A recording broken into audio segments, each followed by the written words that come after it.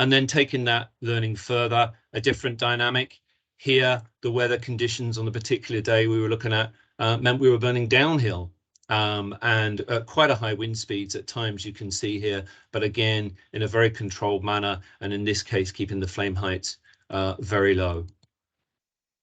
However, it doesn't always go as planned, and again, in the learning phase, we've found that the dense gorse that you saw earlier can in places just not burn thoroughly, and you're left with stands like this, which we initially went in and cut by hand or with power tools, and that was just so labor intensive and timely. So we then decided to introduce a contractor with a flail head, and that was much quicker, but a very expensive, over about a 1.5 hectare area. So all learning, if we do introduce this as a management, what are all of the aspects around it.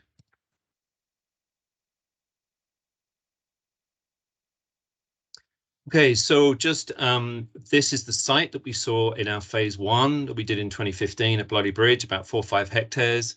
You can see the buffer zone, that we can see the black area there, that sort of flatter area. And just right at the bottom of the picture, there's the river going in Silent Valley Reservoir. So we kept a buffer zone away from the watercourses. And just at the top of that blackened area, you can see a bit of green regrowth after about a week or two there coming through.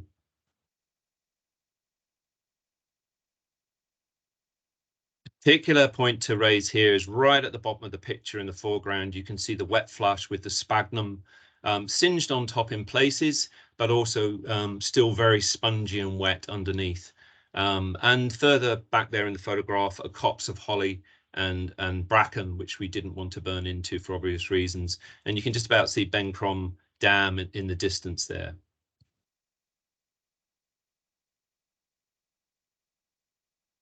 And just lastly, recovery after a few weeks. You can see from the bottom of the burnt heather stems, you can see the heather recovering, and also right at the bottom picture, sorry about the blue line going through it, but tormental was one of the first herbs that seems to come back after a wildfire. So we're quite encouraged about the fact that we weren't damaging the soil and burning the seeds and destroying the bottom of the stems or the roots, and there was recovery from that quite consistently.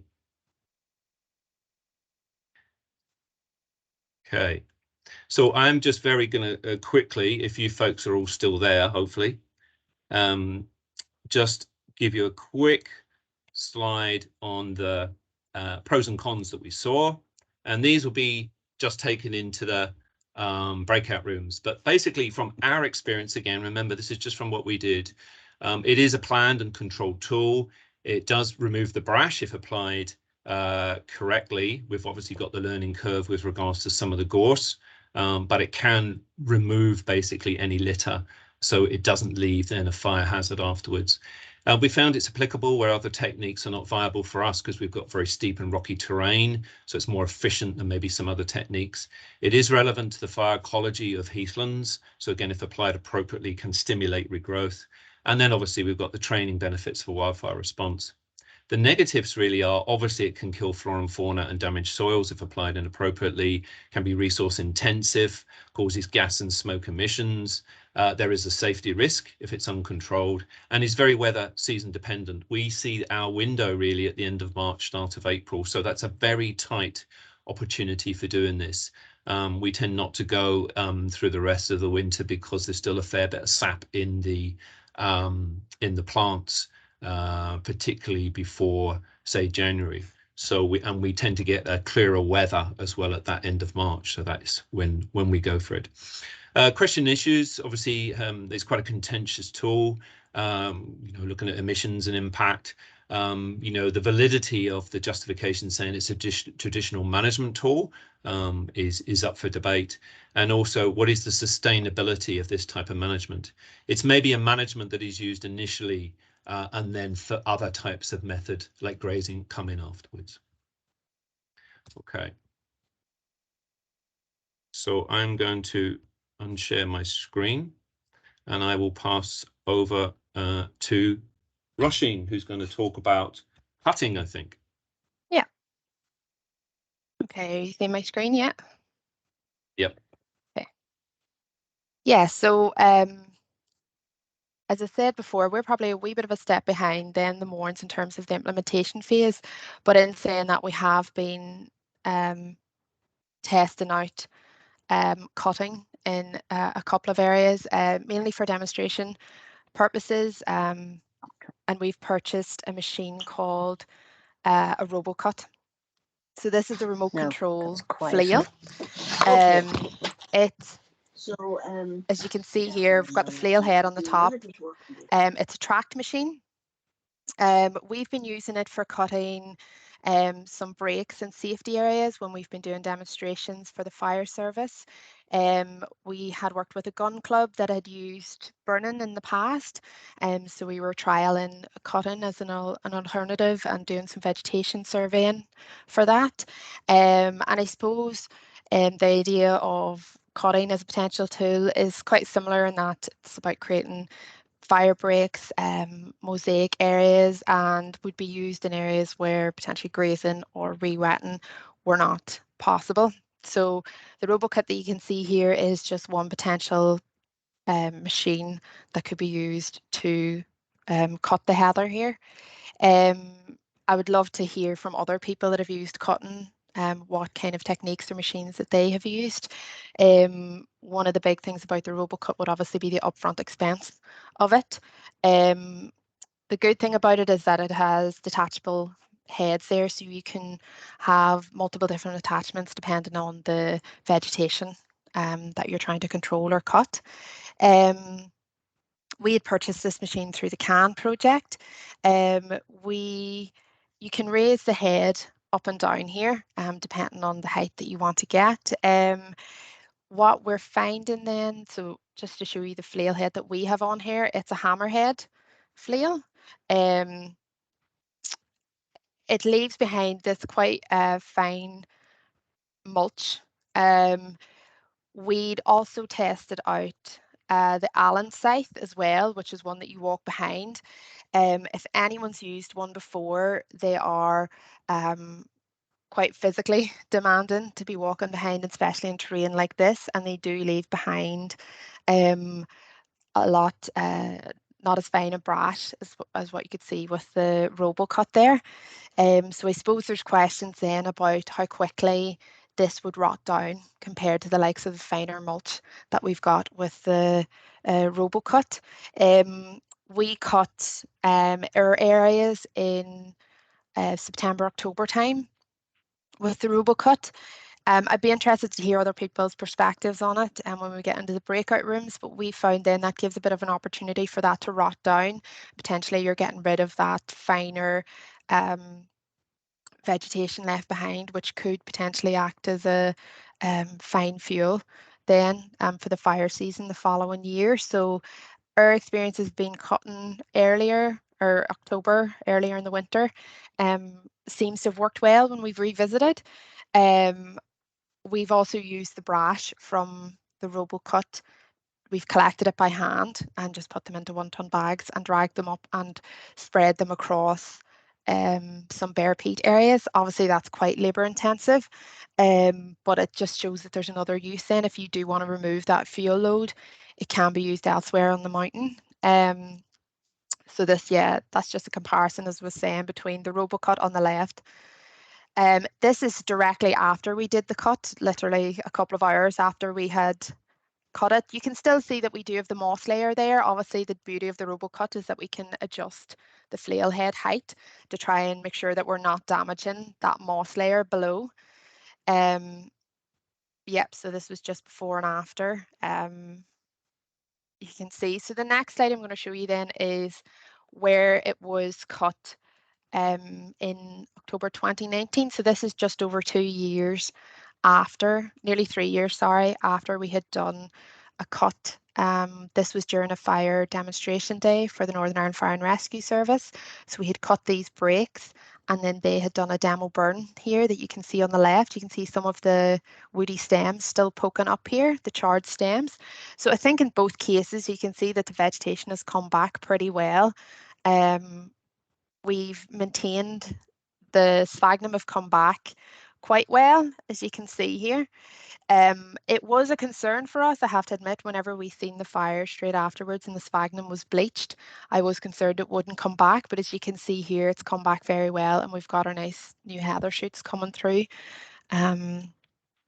straight after. And I suppose again, yeah, lovely heather shoots coming through. Another comparison then would be that we're not getting these charred stems left behind, as you can see here. Now, just to note, this was a demonstration surface burn that was done, a very low intensity one, so you would expect some of this to be left behind, but obviously with the RoboCut, they were removed, and you can see there's not really any mulch left behind either, so that's rotted back quite well as well. And then just similar to Matthew, then just some of the pros and cons that we've kind of come up with, but it would be great to hear everybody else's perspective on it. So pros then, easier to control and target, less weather dependent. You can get up potentially when you wouldn't be able to do the like the prescribed burn and cut some wetter vegetation. Lower risk. The machine that we have here was designed for whenever people were trying to cut roadside verges, steep roadside verges. It removed the man from the operation, and they could remotely control it. When you're comparing it to something like prescribed burn, although they're very, very controlled, there's maybe less of a risk with a piece of machinery like this. And can create sward diversity, which can be beneficial for certain species. So where we were doing the work with the Red Grouse Club, we're trialing it for an alternative where they were managing for the grouse. It can damage the moss layer if the head is too low down, and we have seen that in places, so operation needs to be very carefully controlled.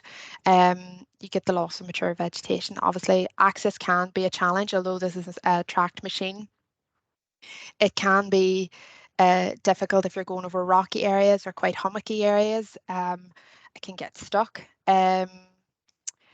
Just looking at the impact of the mulch, obviously I was saying there, in the cases that we'd seen, the mulch seemed to have rotted away given the time of year that we had done it. Maybe if you get very, very mature vegetation that you're working on, you might need to consider removing that. The long-term impact of vegetation composition, we have done vegetation quadrats before and after. In one site, we are seeing a more dominance of grasses coming back rather than our heathers, and we actually think that might be because of heavy grazing pressure after the cut. So that is something to consider, is how you control the pressures on the cut area after you've implemented it. And even looking at, again, the sustainability long term of going out and cutting these areas, like Matthew said, maybe it should be seen as like a first response and then follow up by controlled grazing, instead of always having to deploy these types of machines on the landscape. That's everything from me then. I'll just hand over. There was a wee question, Roisin, came in. Yeah. If you could have a look, there's a couple of questions. If you open the chat, maybe you could answer them now. No problem. So, well, one of them's for Matthew there. Do you want to answer those ones? Oh, you've done them. Sorry, Matthew. Yeah. Okay, there's a department study a few years ago monitoring invertebrates free from wildfire. After a 10-year period, they still don't recover. Generalized species tend to recover. Specialised ones don't in the study areas. Yeah, that would be really interesting to see, Darren. We could have some variation, sorry, Russian between wildfire and prescribed burn, just the intensity and things like that. But the more info we get, the better. Absolutely. Yeah, the moss layer has come back well on both of them, to be fair. Now, I didn't really see much of a difference between the burn versus the cut. I don't know if you did, Simon, when we were up, but I honestly was quite surprised by how well it had come back. But again, Darryl, I do think it probably depends on the condition it was in before it was cut, and potentially what the pressures were on the site after the cut as well. I think it needs to be quite well controlled and studied in a wee bit more detail. And again, where the flail head maybe had gone too deep into the layer, the recovery probably wasn't as good. Is the RoboCut being utilised in conjunction or in the vicinity of grazing animals? So we have cut 2 different sites now. Both of them had been grazed by sheep. One of them seems to have come back a little bit better, although it is a year behind the other one, or a year ahead of the other one, sorry. And so they are being grazed, but I would love to see more detailed controlled studies done on grazing pressure post-cutting. And then, does the cutting create a secure fire break, and how long do you think the cutting creates a secure fire break for? Alternative method for cutting double wheel light for... Yeah, so is that what you've used before, Michael, the tractor method? You have used it before? Yeah, I'd be interested. I think we've got some people from the fire service in there that were there on the days that we had used the RoboCut, but I think the idea was that it would create a secure enough fire break and could potentially be used in a fire response situation to create one before a fire reaches a certain area. We've seen fire breaks around some of the conifer forests where they've removed all the vegetation completely down to the bare peat. And obviously this would be a less intrusive method for doing that. But I suppose when we're thinking of the strategic management areas, it's more about slowing the intensity and spread of the burn across the landscape, not removing the complete fuel load from the area, because you have to balance the impact on the habitats as well. I don't know if you have anything to add to that then, Matthew, from your experience in the Mourns. Well, I think we've done cutting with, as I say, with a mulching hair with flails and things like that, but not with the robo cutter. I know Mark's going to be introducing that. So our comparison between burning and cutting has been not so maybe as what you've seen there with the cutting. I'm mindful also, folks, just on time. And I think it might be an idea to save a lot of the discussion on points that people are raising too after we have the breakout room, and the discussion afterwards. It's just trying to keep things tight and fit things in. Is that okay with everybody? I'd say keep presenting your quick questions, but I think it might be better to try and deal with them in that way, and we can maybe pick up a couple of them.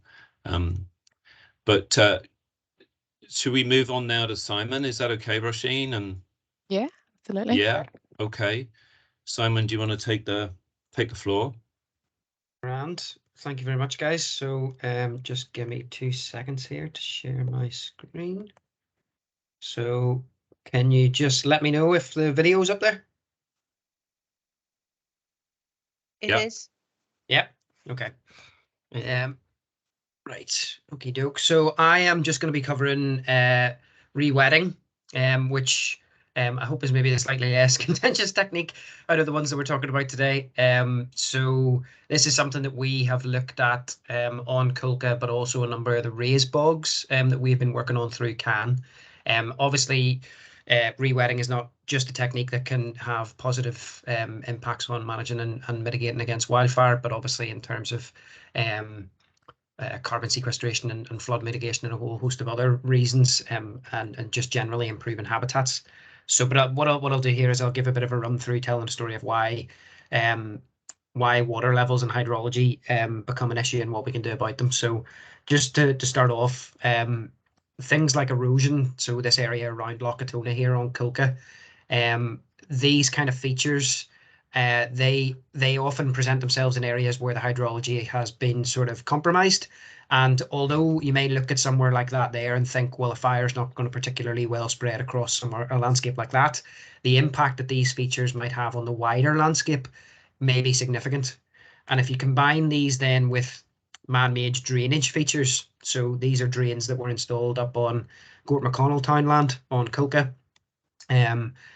These features obviously have the intended consequence of dropping the water table. So the erosion features can have the similar impact on a wider landscape, and the drainage features can have a similar impact on a wider landscape, but very, very intense impact at a local level. So they drop the water table with the intended consequence then of improving vegetation growth, because obviously in wetter areas, vegetation and more often more palatable vegetation doesn't tend to grow as well. So what we see then is that water table drops, particularly in the summertime during the growing period, and particularly the woody vegetation tends to take off. So this area here actually was burned previously, not that long ago, But in some areas where you get drainage channels, then you get particularly heather and maybe gorse and other sort of woody vegetation developing quite mature. So this is an area in Unsleeveneering. This is actually on a slope, but it's been drained. But you may well get similar kind of vegetation presenting themselves in areas which have been drained that you would get on naturally draining slopes. And this leggy woody vegetation, although very, very good for biodiversity and certain species, so certain invertebrates, certain bird species like hen harrier, if it's ubiquitous across a landscape because of drainage features, then it can become an issue, obviously. So one of the things in combination then with cutting and prescribed burning that we can look at, which has a lot of wider benefits then, is re-wetting. So we've done a number of re-wetting projects across the raised bogs and on Cilca, where we have used different techniques. So the main principle here is the issue that we're trying to overcome is the reduction in the water table, the lowering of that water table. So we want to raise that water table, slow the flow of the water off the site, and re-wet the site. Obviously, the wetter the site is for a longer period of the year, the greater sort of protection it has against any kind of wildfire event. So you can see here, this is Cranny Bogs. This is a site in SAC just outside Omagh, which actually was badly burnt in 2017. And we've gone in and blocked a number of the significant drains using peat dams on here. And you can see the impact that this has, not just on the drainage channels themselves, but on actually the immediate area around. So you can see the surface water, which is built up in certain areas around the drainage channels. Now, this particular part has quite a large catchment, so there's quite a lot of water coming through here. But not only does the raised water table inhibit the vegetation growth and prevent more woody vegetation from developing and a large fuel load from developing, but obviously that wetter strips can act as significant fire breaks. So if you were to have a fire that was approaching from the north here, it would probably start to burn out and struggle when it started to reach each of these drainage channels that have been blocked. So it has a number of different benefits. As I said, not just in terms of water quality and flood mitigation and carbon and everything, but effectively creating natural wet fire breaks, which over time will reduce fuel load just by the nature of their hydrology being improved rather than controlling their vegetation. And this is an area on Cilca where we did the same thing. So that drain that was in the previous video there has now been blocked. And you can see the water level now is raised. You can see on the left-hand side as well, these borrow pits that were dug in order to create the peat dams. They then also get very, very shallow sort of pools of water within them. And these pull water in from next door and create little breaks and sort of create more diversity within the landscape, which makes it more difficult for fire to spread throughout it. So we use a few different methods in order to do this. And the main one that we utilize whenever you possibly can is using peat dams. So you can see here the farmer on Gort McConnell actually installing the peat dams himself. So this is using the material which is obviously most readily available out on the site, which is peat. And you dig a borrow pit next door to the excavator, and you dig out a key in the drain. You fill that key, and then you put surface vegetation back onto it to bind that together, and that simply acts as a watertight bund, which then raises the water table back up. So these are very, very effective, and they're very cheap. The only thing I would say is that I've probably lost several years of my life watching 12-ton machines sit out on what I effectively see as a skin on top of custard. So they're not for the faint-hearted. But there's other methods that we can utilize. So in harder to reach areas and areas whereby maybe peat dams aren't that possible because maybe you've got slightly shallower peat, you can use plastic piling dams or even timber dams. We use plastic piling on Cilca in a slightly steeper area, and we brought out using an iron horse machine, and they were installed by hand. And this is our poor placement student Mark here attempting to hammer these in with a massive carbon wall, and then our colleague Hagan putting them in. He found it a hell of a lot easier. So those are very effective and very, very handy to be able to use in scenarios whereby you can't get machines in, or it's just more difficult to get machines in, but you still want to raise the water table in order to try and mitigate against any fires that might spread throughout that area.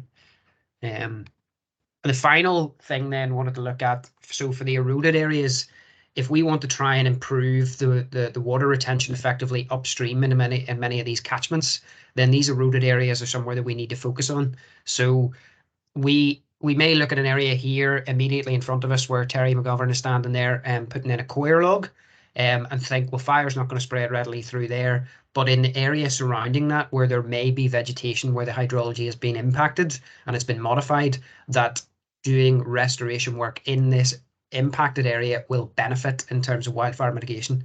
So coir logs are made of coconut husk, and they're a strange material, but effectively they come in these large 2 or 3 meter long flumps, and you install them into eroded gullies, and the water kind of very, very slowly percolates through them, but they catch any eroded sediment, and you get shallow pools forming behind the coir logs, but upstream then that flow of water has been slowed down, so you can have a much wider impact then on the catchment of an area by simply installing a number of these coir logs throughout the degraded piece of blanket bog in this case.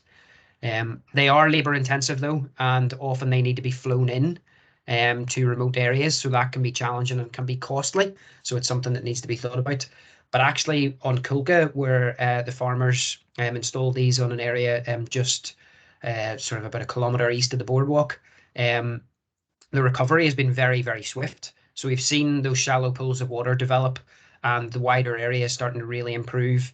And we've actually started to see sphagnum start to generate on the coir logs themselves. And this picture was actually only taken a year after the coir logs were installed. So if you can get in early, then recovery can be quite quick, and we can see hopefully the wider impacts of this improvement in the hydrology come about quite quickly. So yes, I think that is me then.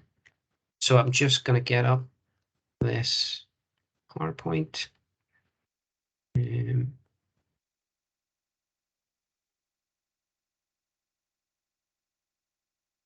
Okay, so can everybody see that? So just in terms of the pros and cons then of re-wetting. So obviously the pros are sort of very well understood these days.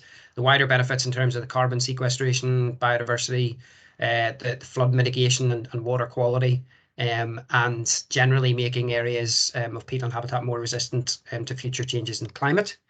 But there are definitely cons there that need to be discussed. So one of the things that we often get asked about and discuss is the danger to stock. So we've already mentioned that a lot of these areas are farmed, and they mainly graze sheep in a lot of scenarios.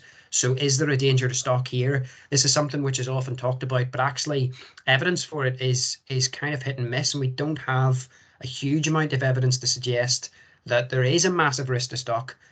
We've talked to farmers who have had block drains on their land who have had very limited impacts from it, but that's definitely something that needs more research done on it. It can definitely make access more challenging. So one of the big lessons that we've learned is if you're going to go in and re-wet areas, you need to think about where your roots are, and then thinking about wildfire mitigation and response. If you're going to re-wet areas, how is that going to impact on how you're going to respond to fires if they do occur in areas? And then there's a number of questions and issues there. So the extent of the effectiveness, still limited data on how wide the impact of, say, blocking a drainage channel is. And it may well be that it's going to be a horses for courses situation depending on the drain and the landscape and the methods used. But there is a variable there that we haven't really pinned down. And is it a realistic solution everywhere? Obviously not everywhere has been drained where wildfire is going to be a potential problem. And so it may well not be a possible tool in the toolbox that we can utilise. But it's definitely one there that we need to think about. And if it is an option, it's one that brings a lot of wider benefits that we should be cognizant of. So Simon, maybe. Thank you. Maybe with just one question. Sean says, have you tried using heather bales in the re-wetting project? Hold on, I just stop sharing. We did. So the area that that Roisin actually showed you there that had been cut by the RoboCut, we created a number of heather bales on a small scale. It was very sort of cottage farm kind of effort. where we got one of our colleagues to create an old school kind of box timber baler. And they came out quite well, and we used them in a different area of eroded blanket bog, but I think we need to revisit them. The other thing that we have tried, which we're looking into, the two farmers that we were working with on Culca doing the coir log work, is using wool instead of coir logs. So creating a very, very similar object that looks like a coir log, but effectively it's made out of wool fleece rather than coir. And that may well be a very, very good use of a local material, which is currently not particularly high value. But it's early days. There's been some work looking at exactly what the obstacles and difficulties might be with that. So yeah, we might just need to wait and see. But of course, there's a pair there in that view. Yeah. So I think, am I passing back to you then, Matthew? You are, and maybe someone's got their mic on. If everybody could just make sure their mics are muted, please. Okay, thanks, Simon. And again, more chance in the breakout rooms and the discussion after that to look at some of the issues here.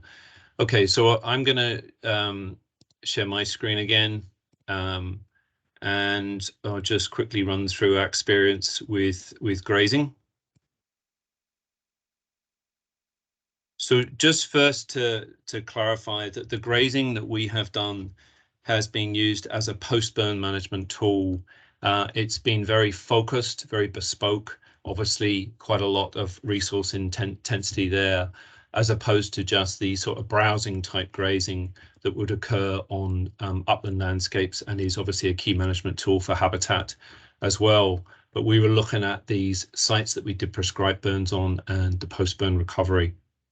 The site here that you see, first of all, is the one that I showed at Ben Crum Silent Valley, about 5 hectare site. This was a few weeks after the burn. The burn was done in March, early April, and this is later in May that we introduce livestock.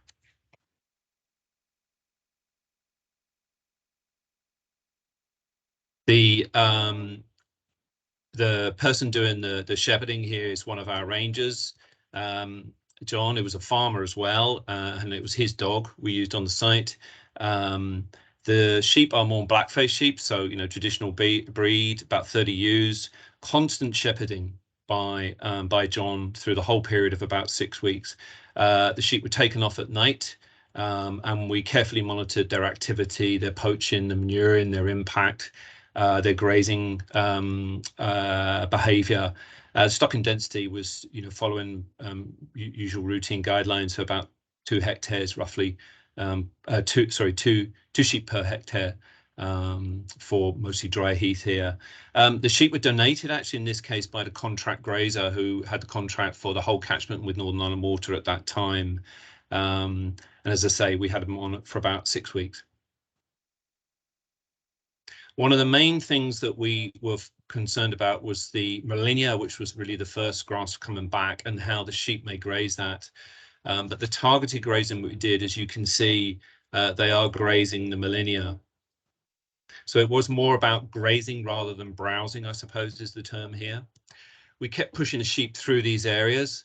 You can see moving them into this recovering Molinia here, but in the top of the picture there you can see like a broken up area, and that was where there were, like, you know, 1/2 meter high Molinia root clumps just dominating the area, and we turned them over with a mini digger to try and expose the sort of the soil more in it, and hopefully there would be heather recovery rather than just Molinia coming back off those root stumps. So different techniques we were trying here along with the grazing as post-burn recovery.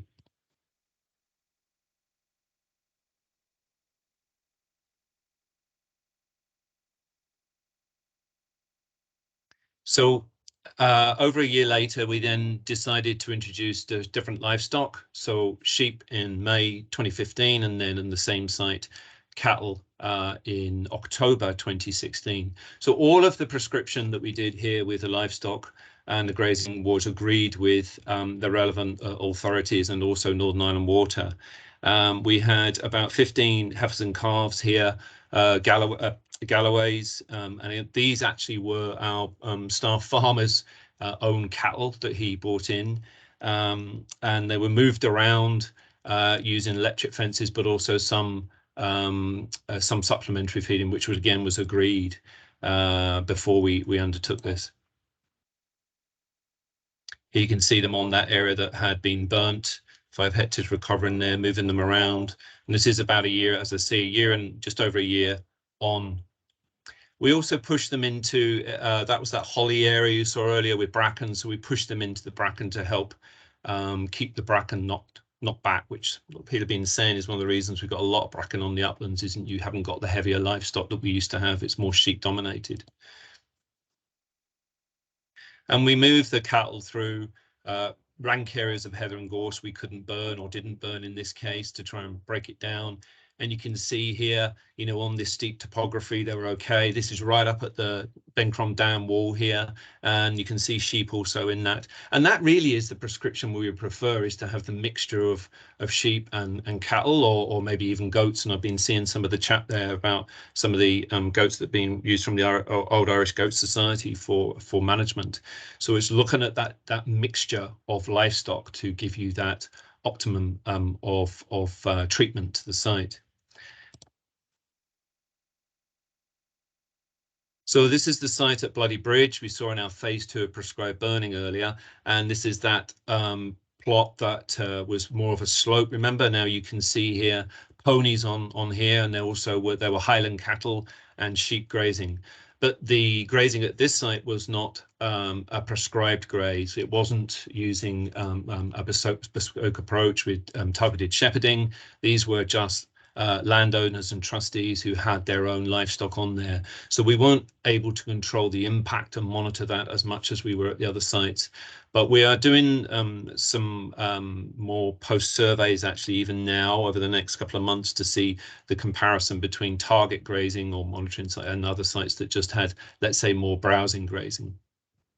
One of the issues as well is some of the recovery, particularly where you've got a lot of gorse, is how that gorse comes back and how maybe your livestock can, which is the best livestock to try and hit that back. Or if you need to use supplementary methods like treating with insecticide or whatever, or poison, or maybe even a little bit more targeted burning at this regrowth.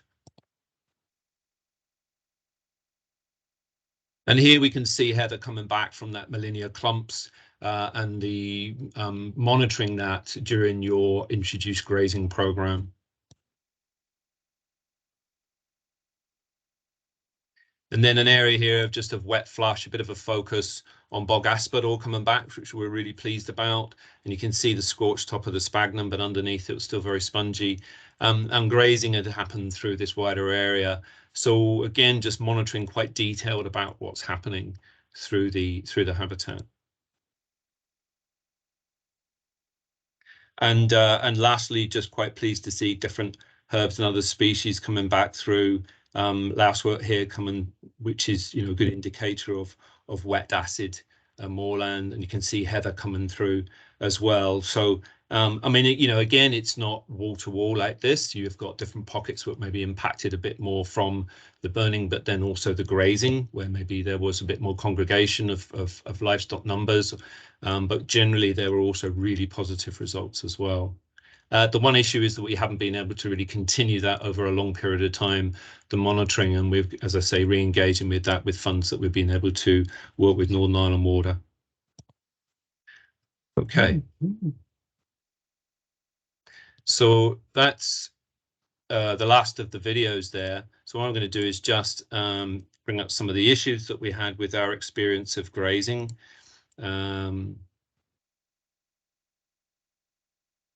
Okay, so the pros are that it's, you know, a traditional land management technique using heritage breeds where you can, which is what we did. It obviously is less weather dependent and good for biodiversity if done right, and is a very flexible tool. The negatives are that, you know, obviously it can cause poaching and manuring, particularly if your numbers are very high and you're not moving them around. There's disease management issues, so obviously Cryptosporidium and TB, and that was one of the main concerns Northern Ireland Water had with the introduction of the cattle So we had to have a very controlled, way of monitoring that and decision of when to employ them on site. Where it says may need shepherding, but really, if you're doing a very bespoke post-burn recovery, you really do need to shepherd.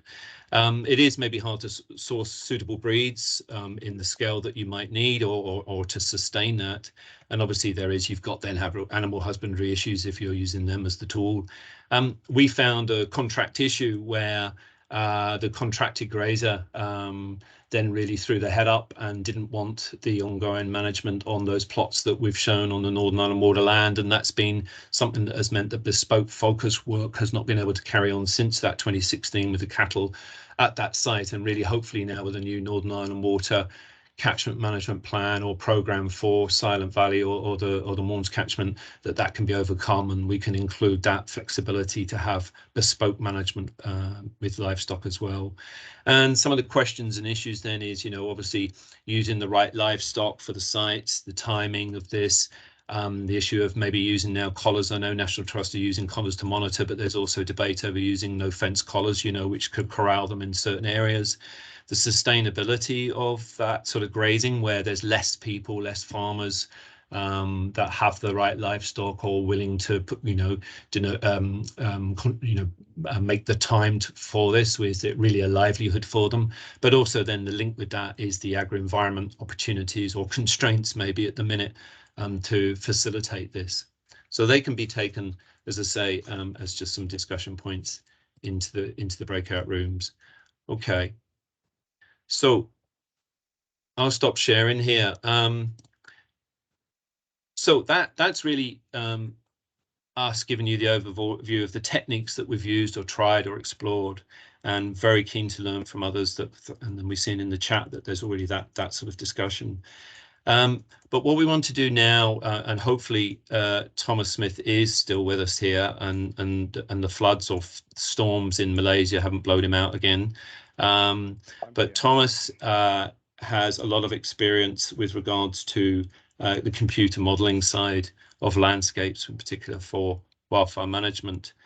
Tom, can I just check that you are here? Yep, can you hear me okay?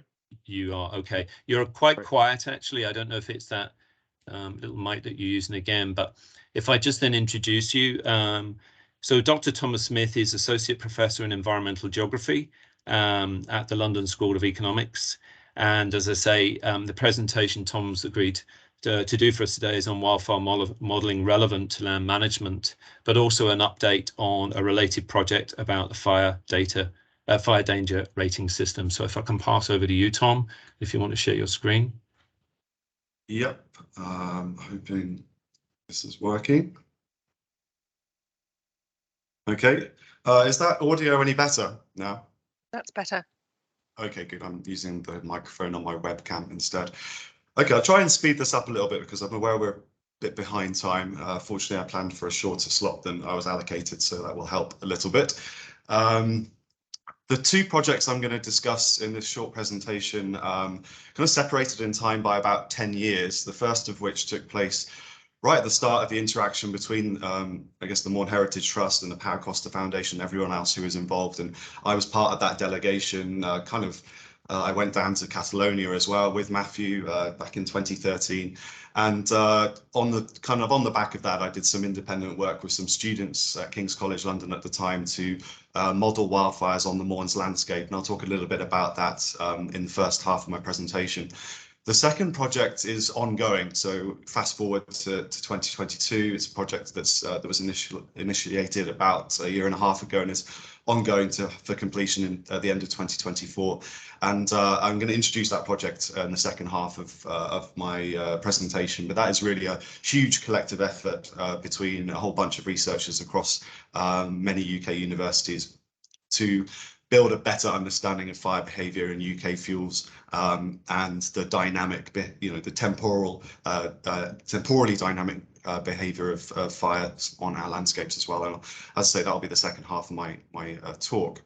So I got interested in wildfire modelling, as I say, about 10 to 12 years ago, and that came about as the result of working with Northumberland Fire and Rescue Service on what was a knowledge exchange project, which is essentially a government-funded project whereby the kind of latest science is kind of exchanged with practitioners, people who are interested in using that science to improve, in this case, firefighter training for wildfires. And one of the problems that we identified with Northumberland was that it was quite rare that they actually got a chance to do their kind of training fires, because the weather was rarely facilitating the fires at the right time when they happen to have their training events. So one of the things that we helped them with was to build some simulation models. So at least rather than just learning the theory, the people who are undertaking the training there could have a chance at kind of witnessing how fire might spread across the landscape using simulation models. And that was a bit of an experiment that we undertook about 10 years ago. And to do that, we used off-the-shelf modeling software, which is not too dissimilar to the software that is used by the Costa Foundation to create these land management plans that you've been using. It's based on very similar technology, similar underlying mathematical models and things like this.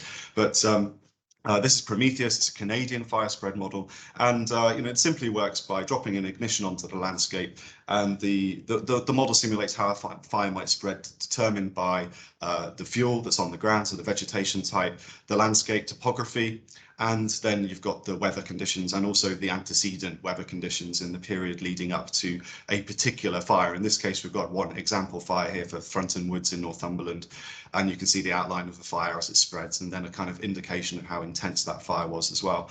And this has been used for training exercises in Staffordshire, for example, where they've taken the outline of the modelled fire and then use some fancy graphical software to simulate what it might look like from a helicopter in kind of resilience exercises. And we also used it for the Swindley Crowthorne Forest fire to investigate what might have happened had the weather conditions been a little bit more extreme.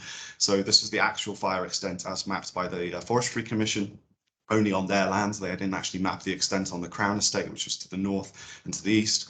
And this is the kind of hash lines diagonally in the yellow here was what the model predicted would happen on the day. And what you see here is a slight difference, mainly because the model didn't include the Fire and Rescue Service effort on the southern side of the of Swindley Crowthorne Forest, which helped to stop the fire from reaching the main road, which borders the Broadmoor High Security Hospital just to the south there.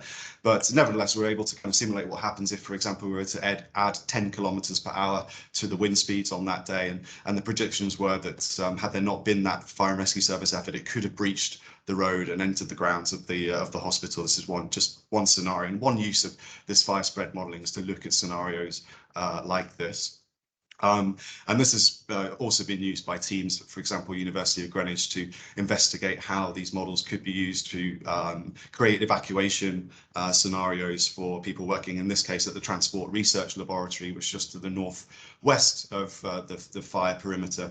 And in this case, they modelled how people might try to evacuate from the facility should the fire have breached into their facility, which, again, fortunately, on the day in 2011, it didn't do so. So that was published back in 2018.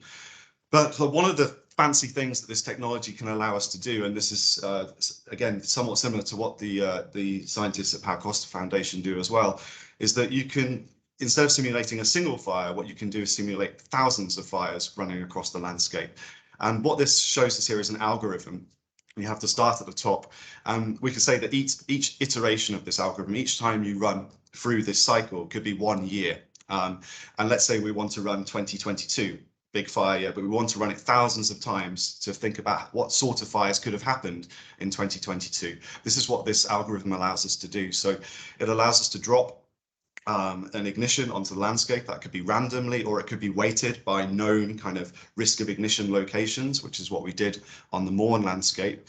It then determines whether the fire is going to last for 1, 2, 3, or 4 days, and most of them only last for 1 day because that's typical of a fire in this landscape. And it also draws on which season is the fire going to burn, is it spring or summer? And that, of course, also determines the behavior of the fire.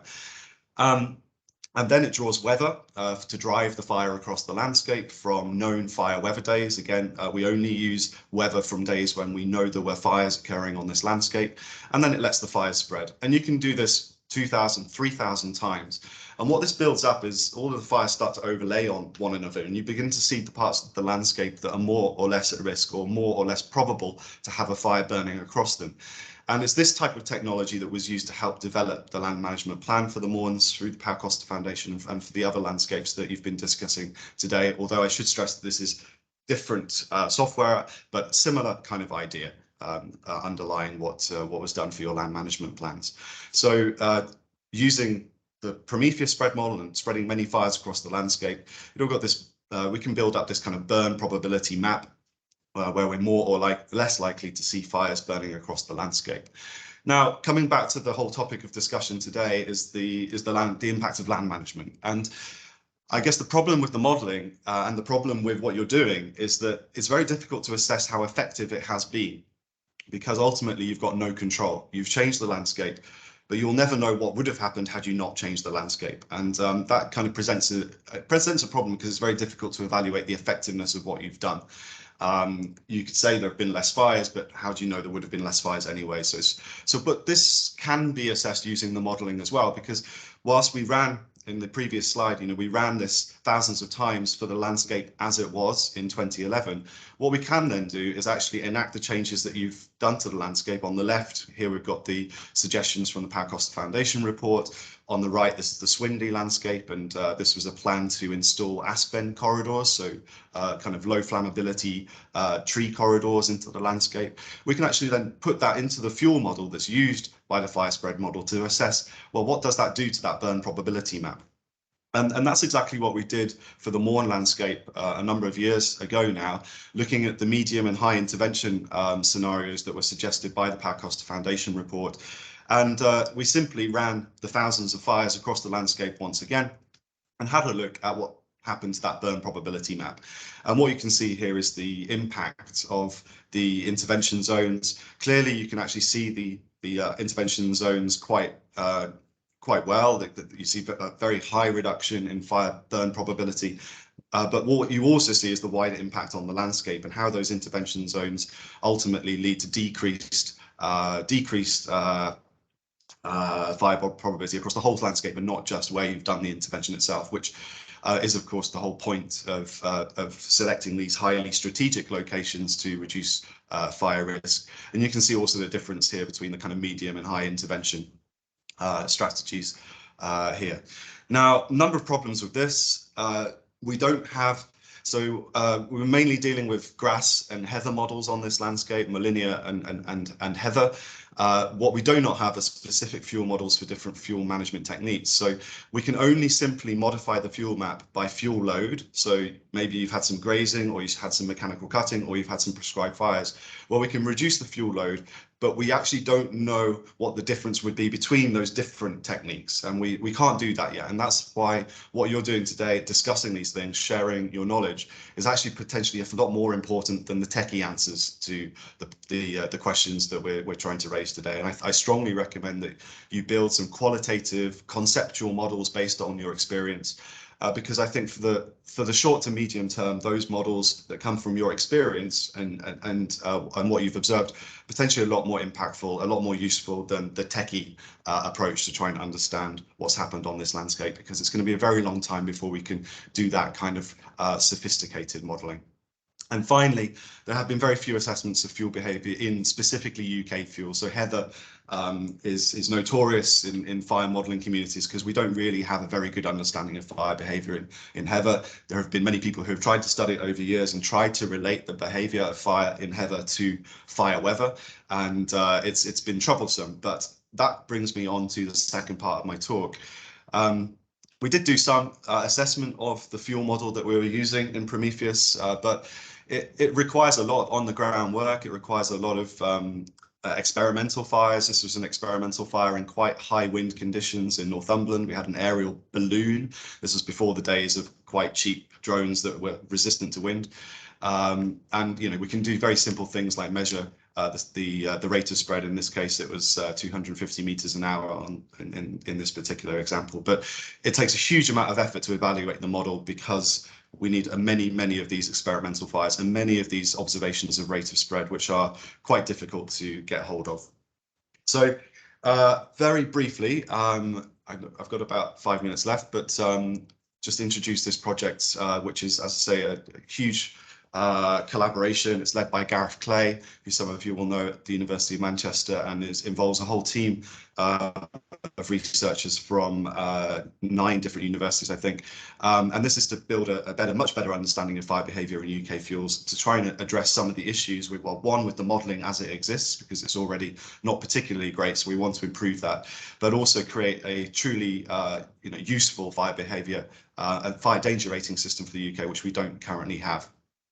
So I'm sure we're all aware the UK has a complex fire regime. We saw this in July 2022. We've got problems with the urban-rural interface, and we've also got these unique fuels, which no one has bothered to build fuel models for these fuels because they don't exist in the US, in Australia, in Canada. So it presents a real challenge. Fire danger essentially is not fire weather. Fire danger is how the fire will behave on the ground, which of course is driven by the weather, but at the same time it's also driven by what is on the ground and the fuel that's on the ground and the state that fuel is in, whether it's the fuel loading, whether it's the moisture content of the fuel, various other factors which are quite dynamic through time. And that's the problem, because in the UK we don't have that. We have a fire weather index, which is run by the Met Office, but that doesn't always translate to how a fire behaves on the ground. And it involves a huge amount of local knowledge or regional knowledge to translate that fire weather index into a prediction of what might happen on a particular day. And I know people in this room are responsible for producing that kind of assessment. And so the idea here is that we can try and bring a more automated approach to that and try and figure out a better way of predicting how fires will behave by having a much more sophisticated understanding of the dynamic nature of fuels on the ground and where they are in the UK. So ultimately, we're not trying to create a new danger rating system. We're creating the parts that will one day come together to create one. So we're still quite a long way off from developing that new system. We're going to run through to December 2024, and as I say, a whole host of collaborative efforts here. And if you want to follow the project on Twitter, it's UK FDRS. I don't think I have a huge amount of time to go through the project structure, but I'll talk through the work packages very quickly because there's a huge amount of work going on. It's got a lot of funding. We want to be mapping fuels, and that includes static fuel map based on the land cover map from 2015. But we're going to apply dynamic fuel mapping to some case study regions, including the Mourne Mountains. You'll be pleased to know, because that's one of the ones that we've identified as being an important case study region. And by dynamic, this would involve using live satellite data to update the static maps. And that would involve detecting, for example, vegetation height to address the fuel loading issue, and also changes in patchwork landscapes as well when it comes to heather, grass, and things like that. We want to have live mapping of fuel moisture. Again, this currently doesn't happen.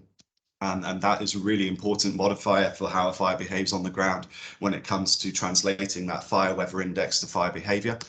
We're looking at the flammability of UK fuels. So we're looking at, we've been burning heather in our labs. We've been burning heather at different stages of the year, at different times of green up versus senescent periods, to investigate how ignitable it is, but also how flammable it is, how much energy it gives off, which ultimately determines how fast that fire spreads across the landscape. So this will tie in together with the next work package, which is fire behaviour, which is the really crucial assessment of how fire weather translates into the rate of spread of a fire and how much energy it gives off, which ultimately determines its intensity and how easy it is to fight ultimately.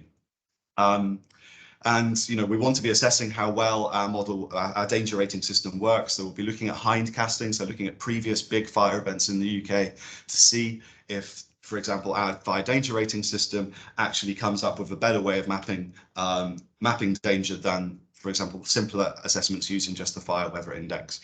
And finally, this is where the Mournes comes in, because we have identified the Mournes as being one of our landscape scale case study assessments of the fire danger rating system. And again, we could do similar things to what I did previously in the first project that I presented. We could look at how the fire danger looks now, and then we could implement, for example, in this other study region where you haven't implemented any land management yet, we could implement that change in our fire danger rating system, even though you haven't done it on the ground, to assess the impact of what your land management might do to fire danger in the future. So that's something that we could be doing as part of this case study assessment. I'm quite excited to be working with you on that in the coming 2 years, because that's when we're going to be kicking off this particular work package, probably around December. So hopefully that wasn't too quick, but that's it from me. Tom, thank you very much. There's so much in there. I think a couple of points just to pick out is that encouragement you said about, you know, trying to develop some qualitative assessments of what we're doing, conceptual models built from our practical, you know, the practical experience, the techniques we're doing themselves, and not always just looking at the, as you said, a computer modeling coming in. So I think that's something really key that I think we've thought of ourselves too, but it's just the resources and the coordination to do that. That's some issue for us, maybe. I know different projects and grants can come along, but I think it's the coordination and the sort of overall plan together to get there is the key.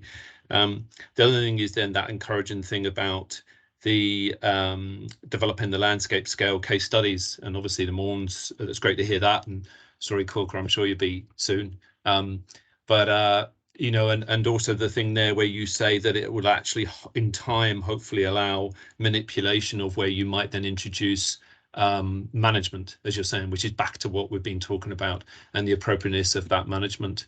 And I think hopefully as well, Donald is a target for maybe a wildfire review and a plan, and Mark can maybe say a little bit more about that later on for the National Trust work.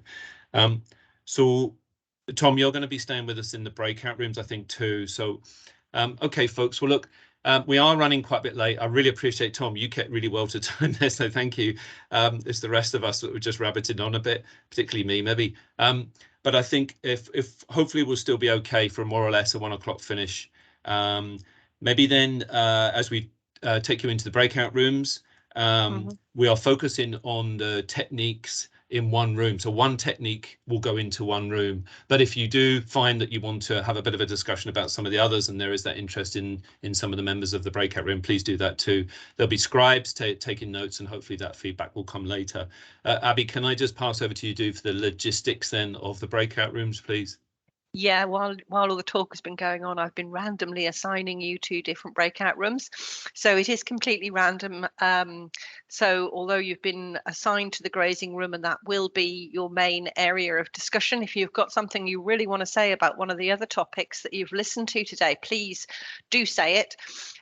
Each of the rooms has got a facilitator in it who is going to make notes and will be on the theme, will be the leader of one of the theme discussions, except of course Paul Matthew can't be in 2 rooms at once. So Paul Sherlock from the CANN project from Monaghan County Council will be taking over the grazing with the help of Eve from the Ulster Wildlife Trust.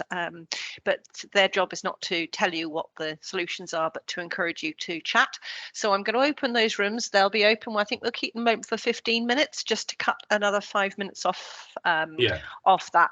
So we'll keep you open for 15 minutes. And after that, we will have a comfort break because I know you've all been sitting down in your chairs for a long time. So please, after the breakout, after you're brought out of the break rooms, go and stretch your legs for 5 minutes. Abby, can I just clarify? Sorry to cut across you. Wait, and when you come out the breakout rooms, just think there's going to be one more sort of information about the questionnaire thing before you go for the break. Yeah, that's right. Yeah. So I'm going to open the rooms and hopefully everybody should have been assigned a room. And if I find anyone who's still in the main meeting with me, I'll chuck you into a relevant breakout room. So thanks, Abby.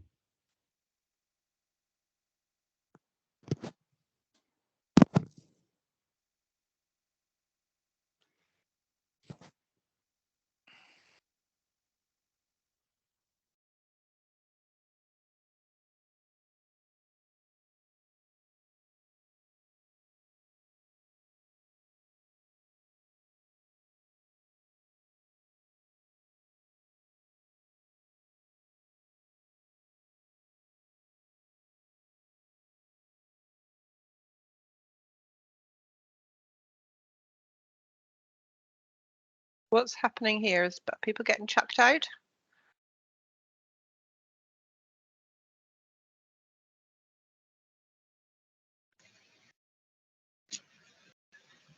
Paul, you should be in grazing. Have I missed you? Must have, yeah. Hold on, I'll try and assign you. No, you should be in grazing. I'm not sure how to get you in now because it says all participants have been assigned.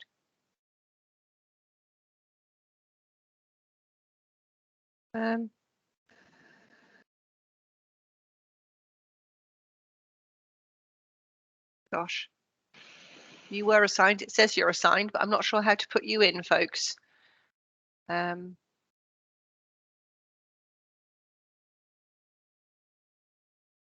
anyone tell me what happened to your screens when you were thrown out?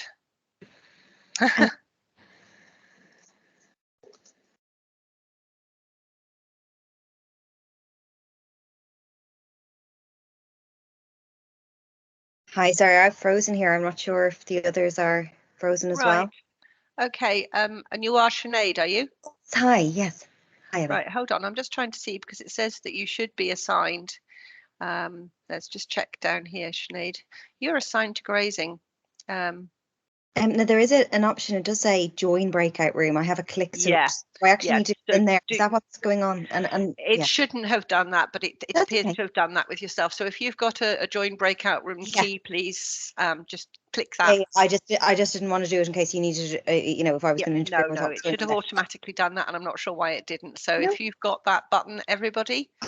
I'll get in. Thanks so much. Thank you. Okay. Paul, have you got that?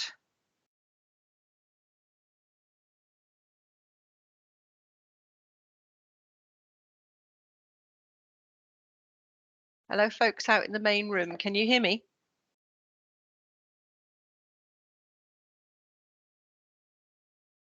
Sean Jelling.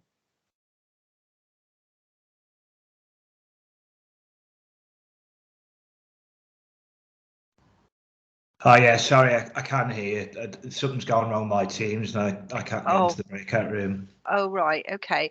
I'm going to unassign you, Sean, and reassign you and see if you can get in. Apologies for that. Okay, oh no, I regularly have problems with Teams. I know.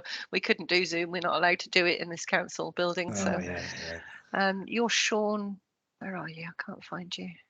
Sean Gelling. Oh, that's because you're not assigned, but you're not in. That's weird. Right. I've got three here. Paul, are you in the room? You must be. Sean, you're the only one who's not in. Do you want to leave the meeting and come back in again?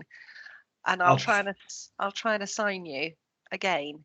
Yeah, I think what the problem was, I think I was using my browser for Teams to start with because my Teams app is unreliable, and okay. I'll see. I'll try again, and I'll just I'll leave and just join the link again. Yeah, okay, and I'll try and assign you at that point.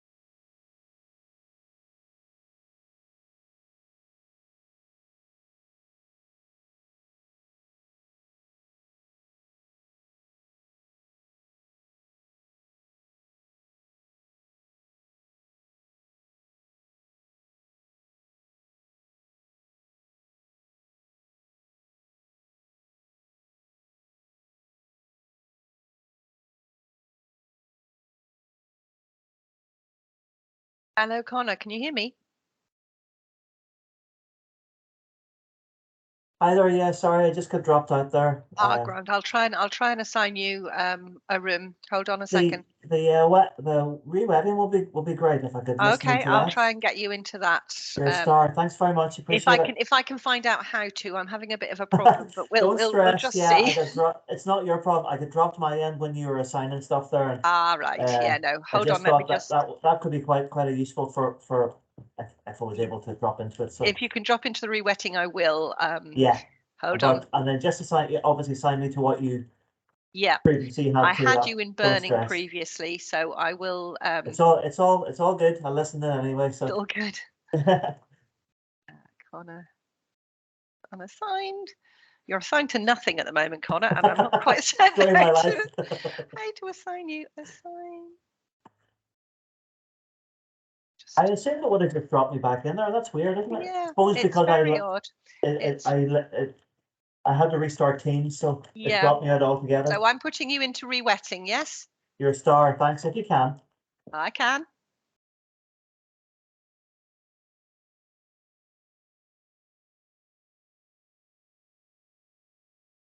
Should be going in any second. Yeah, it says 10 seconds here. That's grand. Expert, thank you. Okay.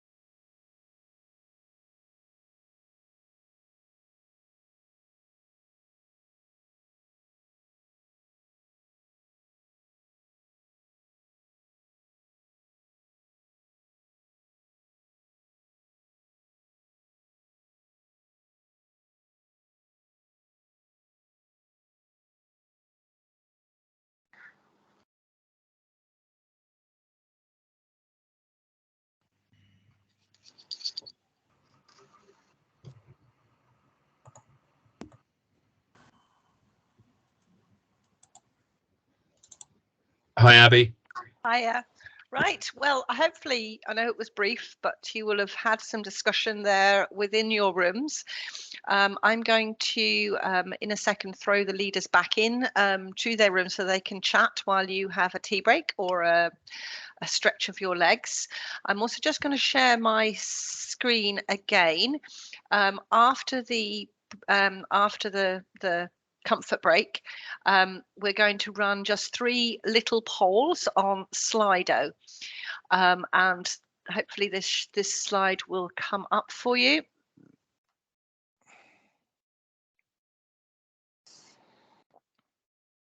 So while you're having your break, if you could either open the browser on your PC or your phone and search for slido.com and then put that registration number in, or alternatively, you can scan the QR code.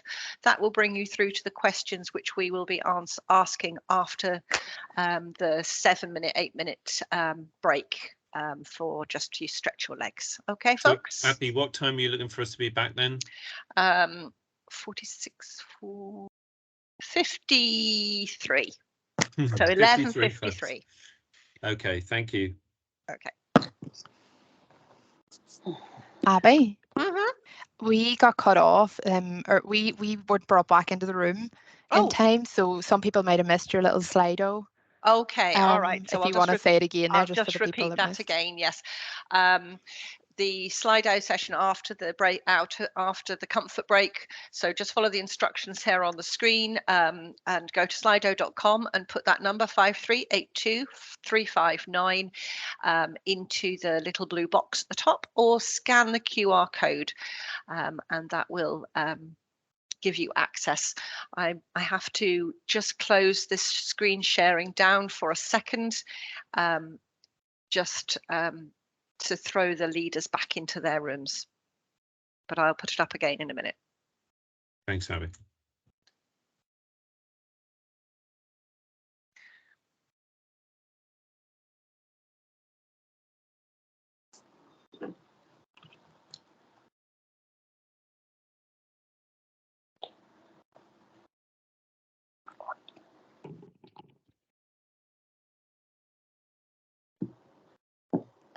Oh, I'm going to have to unallow everybody else.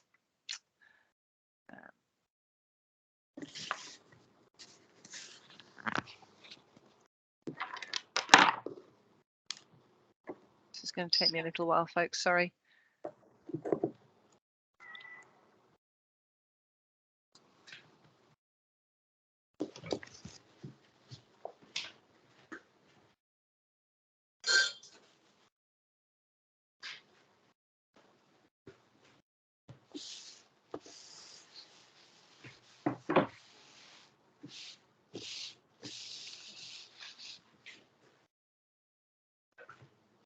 Abby, I suppose just to say, well, if everybody else, I know the ones who are facilitating the breakout rooms are hanging on here just to get into the rooms again, but everybody else can get their comfort break now. So if you want to, you know, mute and put your screensaver up, whatever you want to do, get a cup of tea and then come back at about, what do we say, 11:53? Yeah, something like that. Yeah, exactly, 11:53. Abby, there's still people stuck in some breakout rooms by the look of it there. To see Eve's comment. I think that happened to us too. We were still lingering behind. They all say they're closed. Right, that's weird. I've no idea what to do about that. I'm unassigning everyone. Maybe they've just, there's some that just say guest, which was never there before. So maybe they're locked in. I've just escaped from a breakout room. It's one of those escape rooms, actually. I didn't tell you that. Yeah, literally. Breakout. I apologise for that. I don't know. It says everyone's closed and everyone's come back, but I think maybe a few left and then came back in, you know, because yeah, possibly. Eve is going to be grazing. Abby, just on that, do you think we are not going to be able to be put into the breakout rooms just for now? Yeah, just you're going to have to just discuss it between you, or hopefully just, I'm trying to do it, but unfortunately I have to manually that's okay. unassign everybody. What Yeah. I would say is just for the facilitators, if we can just make a few notes for just a couple of minutes feedback on that, and hopefully we can just cross over with the other facilitator that was with us. We could just do it like that. Yeah, maybe use messages. Yeah. This is taking me some time. I didn't realise that this would take so long to do. Okay. No, I think it's important focus on that one, and don't worry with that without putting us into rooms. Okay. Thank you. Yeah, I was saying we got stuck in the meeting room, well, the small room, and didn't realize everyone left. So we just realized that we could click join again and go back to the normal room. So maybe write that in the chat. Yeah. I can write it. Eve, if you want to write that down, what you did, yeah, in case anyone's still stuck in their escape rooms. Stuck in a digital limbo.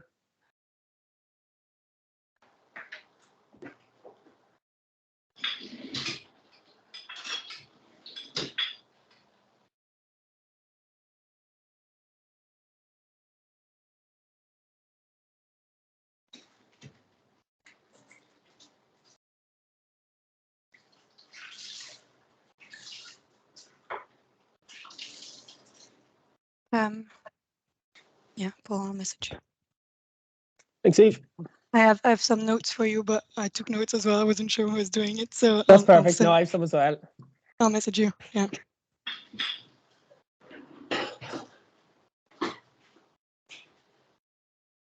Hello, Russian. Chris, well. Russian, I was supposed to take notes from your thing here. So, is there any feedback, or do you want me to keep them, or is that be I don't mind. Do you want me to report back, or do you want to, Chris? If you're on top of it, you tear away. I'm just saying that I'm trying to be useful here. So Yeah, no, I got. Let me know if I've missed anything. So got the it being less destructive in the vertebrates, and the discussion with Andrew about potentially using the mini digger, and yes, that's the only other alternative, and the drawbacks from that. It's a time of year, just so you're confirming September to February, but you prepared get the cutting done in September, October, so mulch is a time to rot over the winter. Yeah.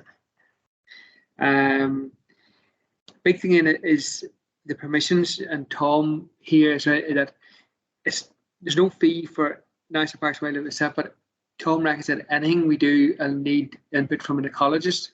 Yeah, that's a really good point. Yeah, which I had. Obviously, we don't have to, when we're doing it, we don't employ an ecologist, but if somebody else was doing it, they would probably, yeah. Brand.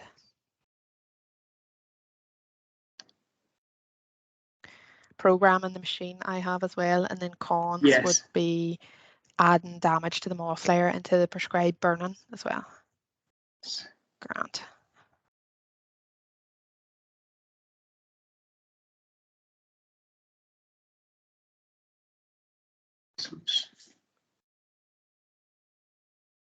Can people still see this Slido screen? Yeah. Yes. So let's try it. Slido. The questions up there now, Abby. Let's see. Yeah.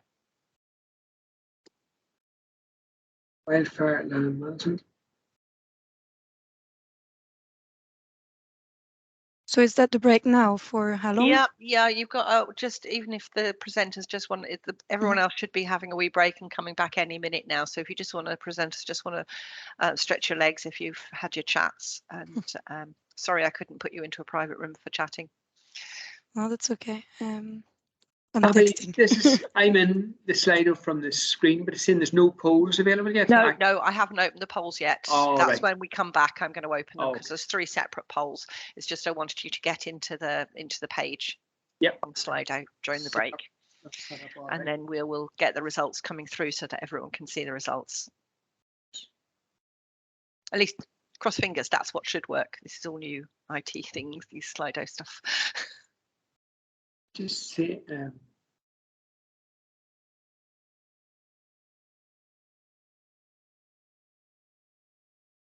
Sean, did you have something to say, or was that an old hand up?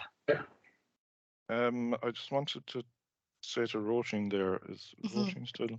Yes, yeah. Just in terms of the cons on machinery.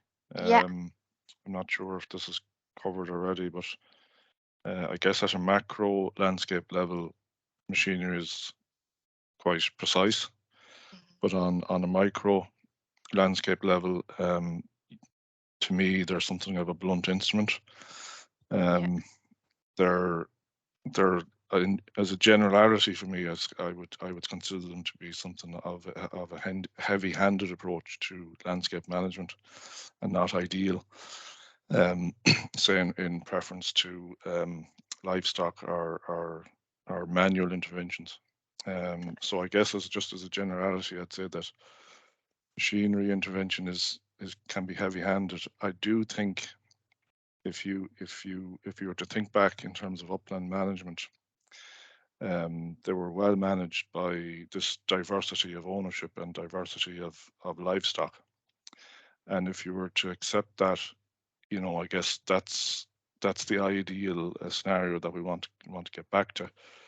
And maybe we're looking at this now through maybe government or academic eyes, and maybe conscious of the less manual labour we have for upland management. Yeah. And there might be some biases towards machinery, but I do think we shouldn't lose sight of, you know, the optimum, what are the optimum ways to manage these landscapes. Right. So that's just a point. Sorry, we will include that in the feedback there. I'm just going to, hopefully people will have had time to stretch their legs. I'm going to share these Slido questions. Cross fingers it all works. Yes. So the first question, if you've been able to link to Slido, please do answer this question. We're just looking to find out what kind of background you're all from. So can you all see that question on your Slido?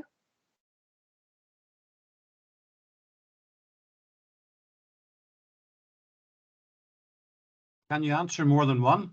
Oh yes, we'll be answering all of them. Yeah, yeah. No, more than one box on each Oh, question. you can. Yes, please do. Please tick more than one if you are representing more than one.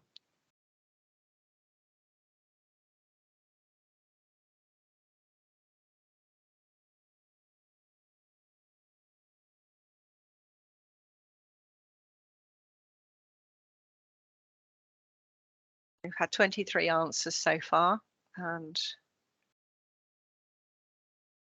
percentages are ranging there quite well.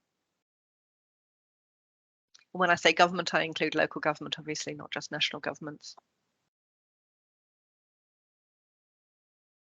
People are able to sign into more than one option.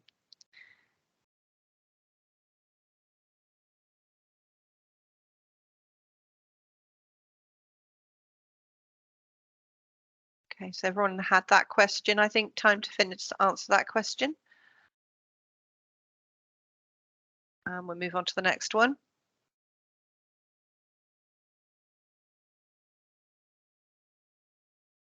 So again, if you've used more than one, please answer that you've used more than one.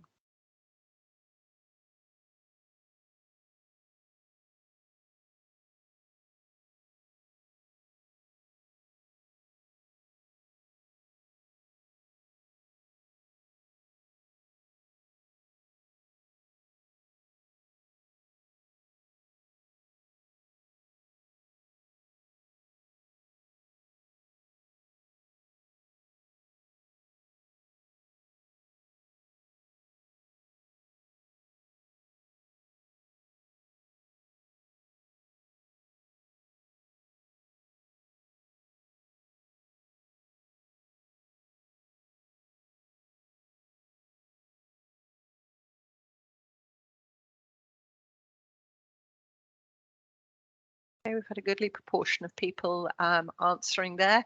So we'll move just on to the last question.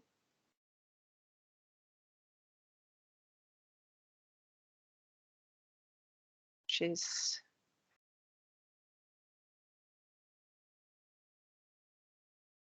unfortunately, we're a bit limited with the free Slido version we've got, so we can only ask 3 sets of questions. So I've tried to amalgamate 2 questions into this one.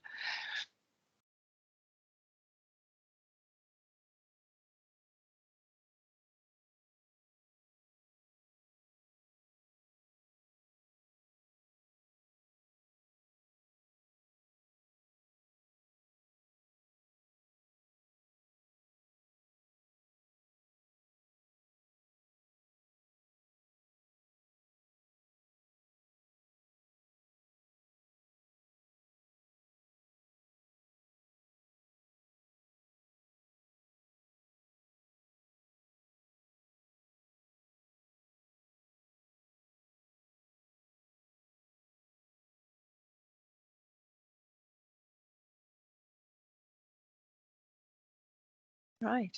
Well, I tell you, I'm very interested to see some of these results. It looks like there is a good proportion of wildfire management plans that are already in, however primitive or simple they may be, or however complex they may be. It's really good to see that nearly 50% of the people who've answered have actually got a wildfire management plan. Matthew, what do you think? That's a really, I'm very impressed by that. Yeah, I'm surprised it's so high. Yeah, yeah. So the quality of those can only improve as we get more information and we share more information. So back to sharing. I'm just going to close the slide out now, and back to sharing, and we will just go briefly as a feedback from the leaders of the different groups. Could I hear, what do you think? Should we just go through the order in which they were spoken about? Matthew? Yeah, if you want. Yeah. So that was yourself, Matthew, and Mark burning. Could you feedback on your group, please? Yeah, look, just a few brief points. I think the key things that came up were the lack of experience or skill or understanding with regards to this technique of prescribed burning, both in land managers but also in fire and rescue service. The balance, obviously, that is being considered between biodiversity and peatland habitat preservation, let's say, and also maybe this technique which will have some impact, but also then what the greater benefit might be in protecting a wider area by implementing this technique. The apprehension that's around making decisions about this, and we got an example down, I think it was in Wicklow or area or somewhere, where there'd been a reaction by a environmental lobby group about birds and about how burning would damage birds and bird life, and it became quite a hot potato.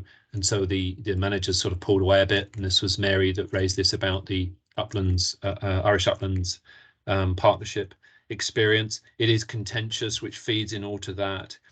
I would also say then, though, it's to do nothing, though, or to do very little, or to do something that maybe hasn't got quite a direct effect on, let's say, vegetation cover or fuel load. It is a management decision in itself. And so it's very difficult for decision makers, land managers, to make these decisions, but by doing very little or nothing, or just holding back, it is a decision in itself and might have unfortunate consequences going forward. And I think the last thing was the changing dynamic, which we heard about. There's a lot of research saying, incidents that were happening only over 3 or 4 or 20-year periods are now happening maybe even twice a year on sites. So we have to really change our thinking and learn about new ways of approaching this, maybe, and being prepared to do things that we haven't been. And I would say also, just that's all within the context of no national strategy or policy with regards to wildfire or wildfire land management. Mark, is there anything in there that you just want to add? No, it's just that final comment on that balance between biodiversity of what we do to protect that landscape and manage that in balance with keeping biodiversity, just pockets of biodiversity. Okay, that's us, I think. Grant, Roisin, you and Chris, please. No problem. So, first thing So the first thing we discussed in terms of cutting was, obviously, we have the RoboCut to see if anybody had experience with any other types of cutting machinery. In the Wicklow Mountains, we'd heard that they had looked at a similar machine to the RoboCut, but expense was prohibitive. Understandably, they're very expensive pieces of kit, so that's something to consider going forward. And there was a really good discussion about potentially sharing a piece of machinery like a RoboCut across multiple organisations, and scheduling that in, which I think would be an excellent idea, particularly if we're only targeting small areas with it. They had tried using a mini digger, but obviously access and safety is a big concern with other types of cutting machinery like that, whereas the RoboCut had more of that safety element there. Discussion around mulch size, people agreeing about the finer mulch, and discussions around time of year, when would be best to do it, I just shared our experience again about doing it around October time. There was discussions around permissions to be able to do cutting, and the same would obviously apply for the likes of prescribed burning, what the process would be for that. So we had said that we did have to seek permission from NIA and MPWS to do this work. Cost wise, we didn't have any costs because we were able to put the appropriate assessment applications in, but if an external organisation was going to do it, they might have to employ an ecologist, which would be an expense for the likes of a local club that might be managing a piece of land. So that's something to consider.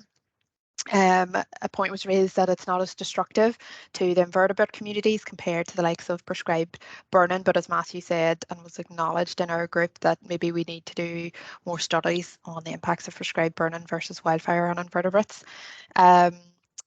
Somebody made a good point about potentially being able to program a machine like that, like those little remote control lawnmowers that you see to do areas across the mountain, which I thought was quite interesting. We hadn't thought of. And then in terms of cons, we had noted about it being able to potentially damaging the moss layer.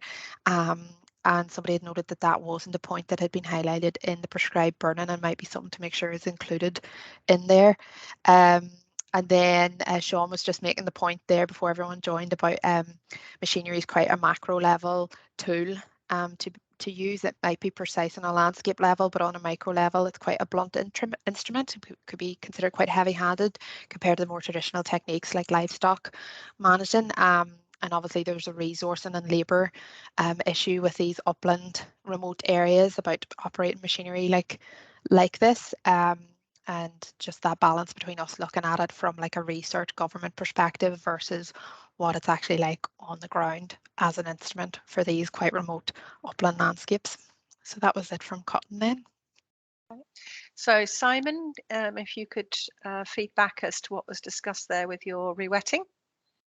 So on the rewetting front then, one of the first things that we wanted, or we covered, was actually the terminology. So the use of the word rewetting is something that definitely, I think, from the farming community, it would be better if we moved away to using restoring or enhancing, rather than using the term rewetting. So that was an interesting conversation to have.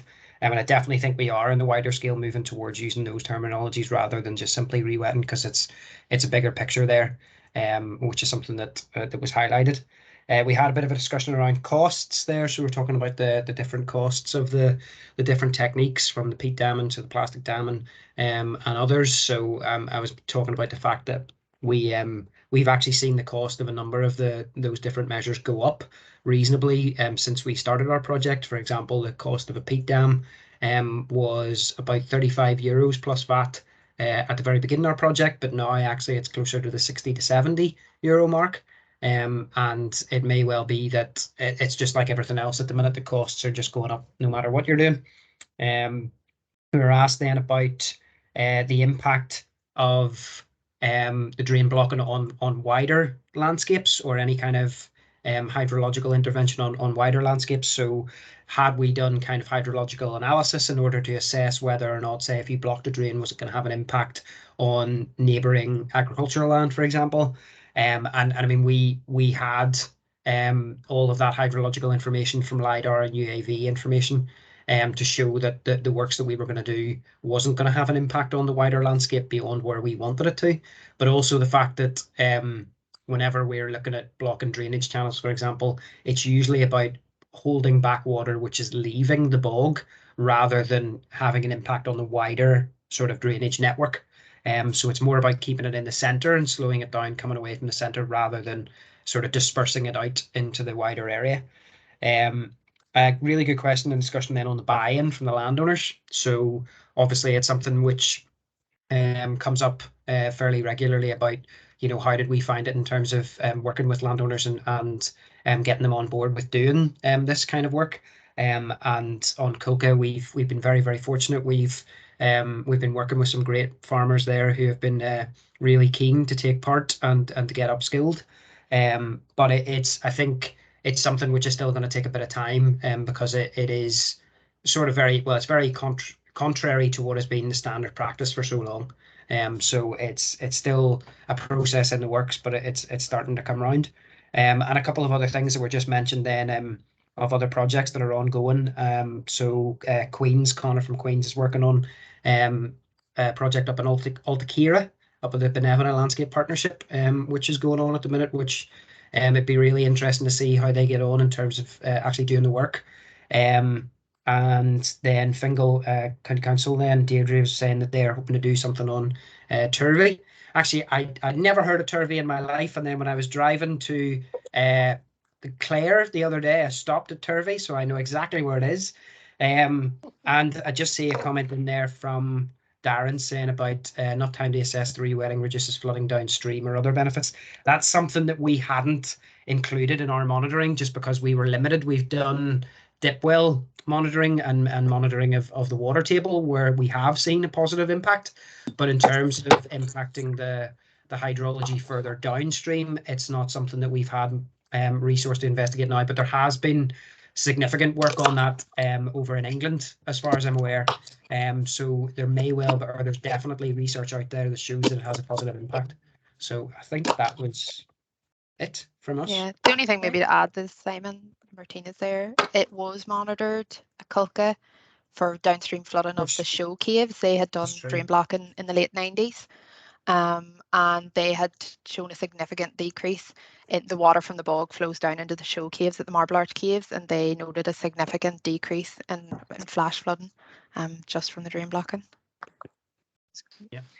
Okay, Paul and Eve, to do a brief report back from the grazing. Yeah, thanks, Abby. I suppose main points were correctly identifying the habitat types, where best to graze, what type of cattle.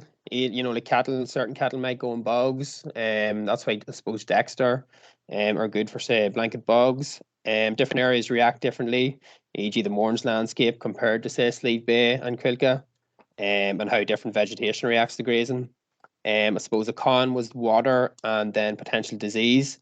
And again, a point was made, this probably depends on the size of the herd.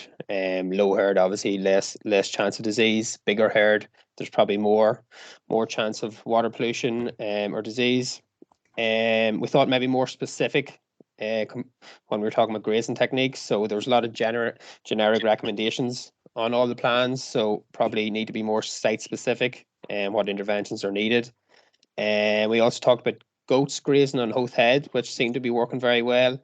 They were using the no fence collars working well, and the goats were adapted to the landscape climate. So I suppose making sure when you're grazing that the type of grazing is site specific and correct livestock is used. Anything else? Wet bogs, so shown to be more resilient to fire. Examples of areas where it stopped fires, so re-wetting and strategic management areas. And we also had a discussion on habitats, so mentioning that there are a lot of parameters like duration of drought, reaction to weather in different habitats, and field change and how intervention works. And that's really that. Yeah. Do you anything else, Eve, or are you happy enough? Yeah, I think, well, we went a bit more general than the grazing, but they were mentioned, for example, that, you know, with the models, it doesn't really take into account, for example, moisture, which we found that after like freezing can be actually lower moisture than during the summer. So actually there's been fires in the winter, which, yeah, maybe not what we expect. And something I think we were trying to discuss risk, you know, to water and like with the disease, but we were missing someone in our room. So I think it was I don't have the name anymore, from the Goat Society, about, you know, how they managed, you know, water quality and disease. So we were maybe hoping to discuss that afterwards. Yeah.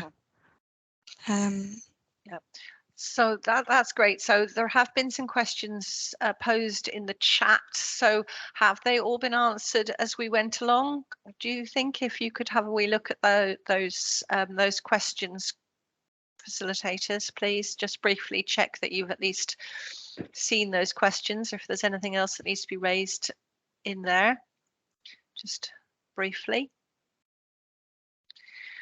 What we will be doing is each of the facilitators has taken more full notes, and we will be writing these up and producing a brief report on what the findings and the questions that need to be answered were as a result of this.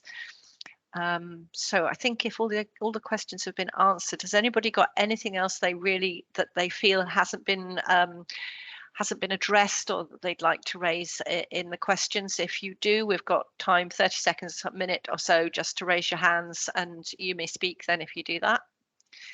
Okay, Andrew, do you want to unmute yourself and ask a question?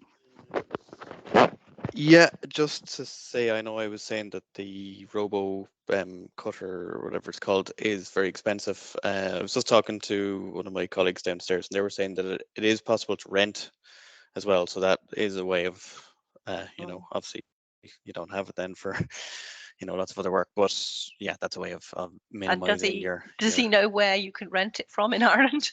I think it's based in Wexford, as far as I know, right. but I'm sure they'll bring it to you. Well, I'm sure they would, but it's nice to know that it exists and where it exists. But that's great. So, any other points that people want to just raise? Are we okay to go on to the next wee session? Okay, so the next session is Mark Venus, who is giving a short presentation from the National Trust on the progress of the Donald Wildfire Project.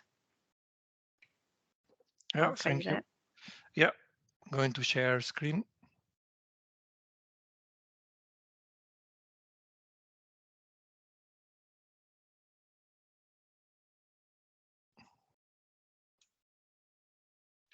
And hopefully you all can see that. Yeah. Not yet. Yeah. Okay, I'm going to talk. I'm Mark Venus, the lead ranger for the Wildfire Recovery Project. Mark, just sorry, we can't see it. No? I can't. I don't know if anybody else can. No, I can't. No. Okay. Sorry. Let's see. Okay. No. Sorry. Yeah, I didn't. Hopefully now. Yeah. Yeah. That's it. Yeah. And basically, I'm going to talk about this project that started last year, just following the fire at Donner. And this was a fire that was burning for 3 days and affected 500 acres, like 200 hectares, sorry, within National Trust land. And this means that affected more than 1/3 part of the land that we manage in the Mournes. You can see there the perimeter of the fire, affecting as well part of the Crozone trustees land. And basically what we manage in the Mournes is dry heath, and wet heath is the most prevalent habitats there. We have a small pocket of blanket bog, and basically all that was taken by the fire during that days. We were coming from a situation days before. This was on the 23rd of April, sorry. And days before we had this warning of high risk of fire, basically amber risk. That means that in the case of happening a fire, will be very difficult to control that fire. And it was exactly what it happened. What we did the week after that fire, it was just visiting, quite in shock at the beginning, just visiting the site, just walking all that hectares of land devastated by the fire. And basically we had managed that heathland. For getting that heathland in favorable condition, this means that for decades National Trust acquired Slieve Donner property in 1991. For decades we were reducing the stock numbers, the sheep just grazing in the mountains. There was historic overgrazing, and little by little we were bringing that land that was not in favorable condition, little by little coming to favorable condition. That means that the extent of heather was getting in better shape. And what we did after that, after just passing that first moment of shock, is just reacting to this and just getting funding for this. And thanks to the funding coming from Department of Agriculture and Environment, the Challenge Fund, we start just to analyze that wildfire event. At the beginning, we just review what happened, and I went back to the wildfire management plan from 2011 that Tom was talking about, basically based on computer modeling and what was the behavior of that fire. And there is no surprises on what that fire did on the day, and the fact that Glen River acted as a fire break, and the fact that the fire service was fighting that fire at Thomas Quarry, and there was no surprises on that. But actually, we actually start analyzing as well using satellite imagery. We had the help of the Central GIS team in National Trust, and they provided with evidence that satellite, like the Sentinel and the Landsat imagery, could give a response of what happened exactly on that wildfire event. And you have there on the screen satellite imagery from April, just before the fire, and you have another, the next one that was available, that is the one in May. You can see there the boundary of the fire, and so on, June and July, how that land is recovering from fire. What we have learned from that satellite usage is that you can analyze, for example, burn ratio. You can analyze which areas were affected more severely by the fire. Is a analysis you can do through ArcGIS, and then you know which areas were more intensely affected. And also you have the vegetation index algorithm that you can just use, and then you can just analyze broadly how your vegetation is recovering. This is something we are just analyzing at the minute, something that we are hoping just to have results in the near future. And also we did drone surveys. To date, we did a couple of drone surveys. Basically, that drone surveys just to initially know what was the extent of the fire, what was the exact perimeter of the affected area that you can see there on the left-hand side. And after 6 months, the fire happening, we did a second one that is the one that you have on the screen. And basically that one, it was for assessing what was the recovery, just the extent of recovery. And you can see, even not doing like a complex GIS analysis of that ortho image, you can see there areas of 6 months later, still areas with bare ground still showing on the aerial image. Because basically what we are just doing after the fire event is just starting with monitoring the speed and the direction of that recovering. This means that in some areas, we are just carrying out habitat assessments. And in this case, even going to the previews, you are having areas that the recovery is quicker and the header, as you see on the screen, is just coming quicker. Or even you have response in other areas that what you are having coming back is not header, is more like the graminoids coming back strongly. In this case, is not a recovery that we are just wanting that recovery for the land. And basically what we are doing that is just within the perimeter of the fire in several habitat assessment points. Basically, this is the habitat assessment points. The condition assessment points is what NIEA have been done over the last years just to decide if the land within the designated eastern moors was in favorable or unfavorable condition. And basically what you assess and measure there is different parameters in your ecological quadrants.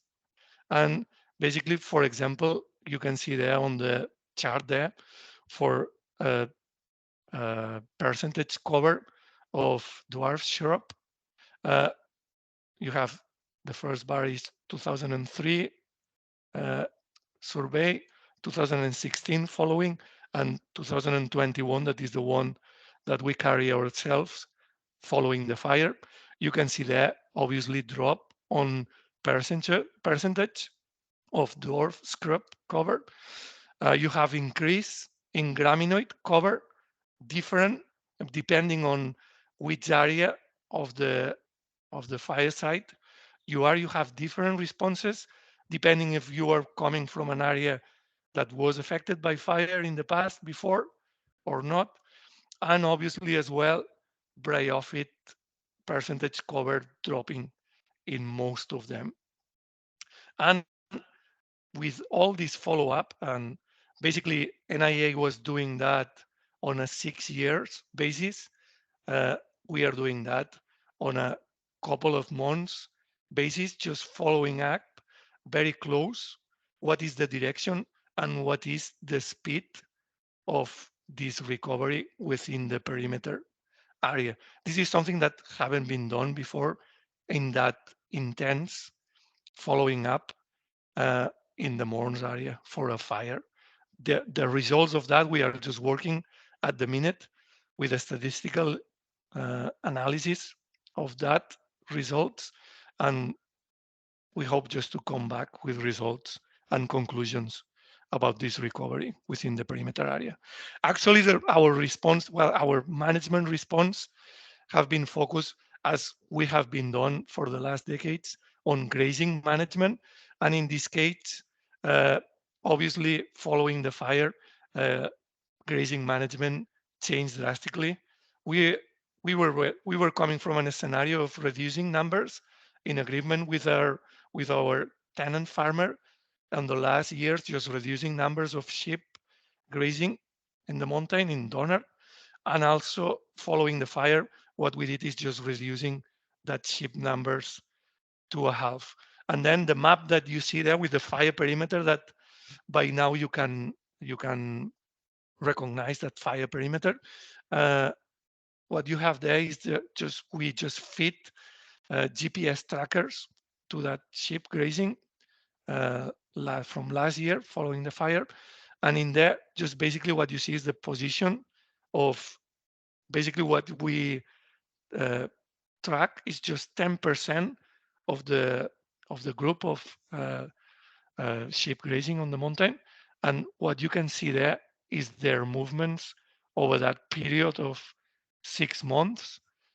You can see areas of congregation and other areas where they are not congregating at all.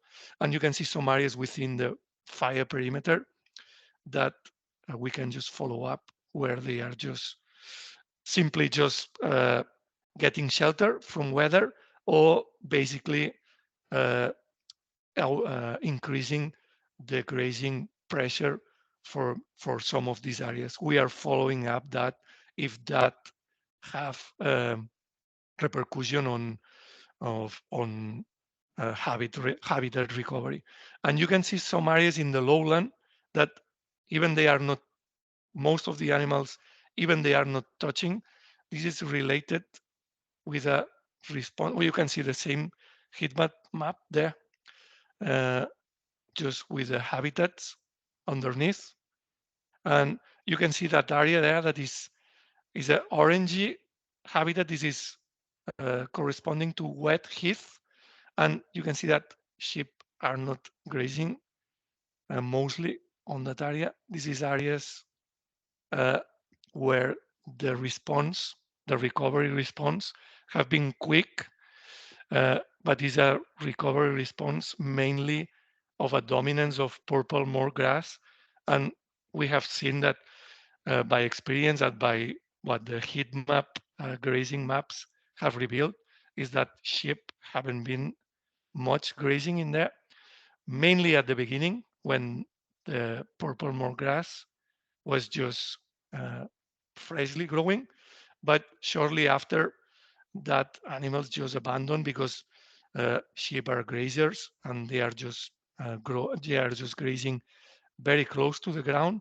Once the grass gets too high and too rank, they are not grazing that. And this is one of the main management issues we have in the lowland sites within the perimeter, the fire site in Donner, that dominance of purple moor grass that nowadays is getting more and more dominant. And this management solution we have been assessing over the last year, and actually we got permission for that recently, is basically on all that lowland areas that you see on that map. This is Glen River corridor, and basically you see again that fire perimeter in black, in that black line. And basically we created that grazing compartments, paddocks, just 7, basically around the quarries areas, Thomas Quarry and the Old Quarry area, and along Glen River area. When we see that purple moor grass was emerging and just getting dominant and sheep couldn't cope with it, what we had in mind, just looking the situation, is just what we see from the point of view of grazing management. We need just to compartmentalize those areas, and we need to target grazing on those areas. But as you know, this is open mountain area, very difficult will be just to fence that area, just to target and to focus that grazing into those areas. And actually what we've found after is the only management solution for that lowland areas, just to tackle that dominance of purple moor grass, was introducing cattle on that areas, but introducing not much number, and also not like a prescribed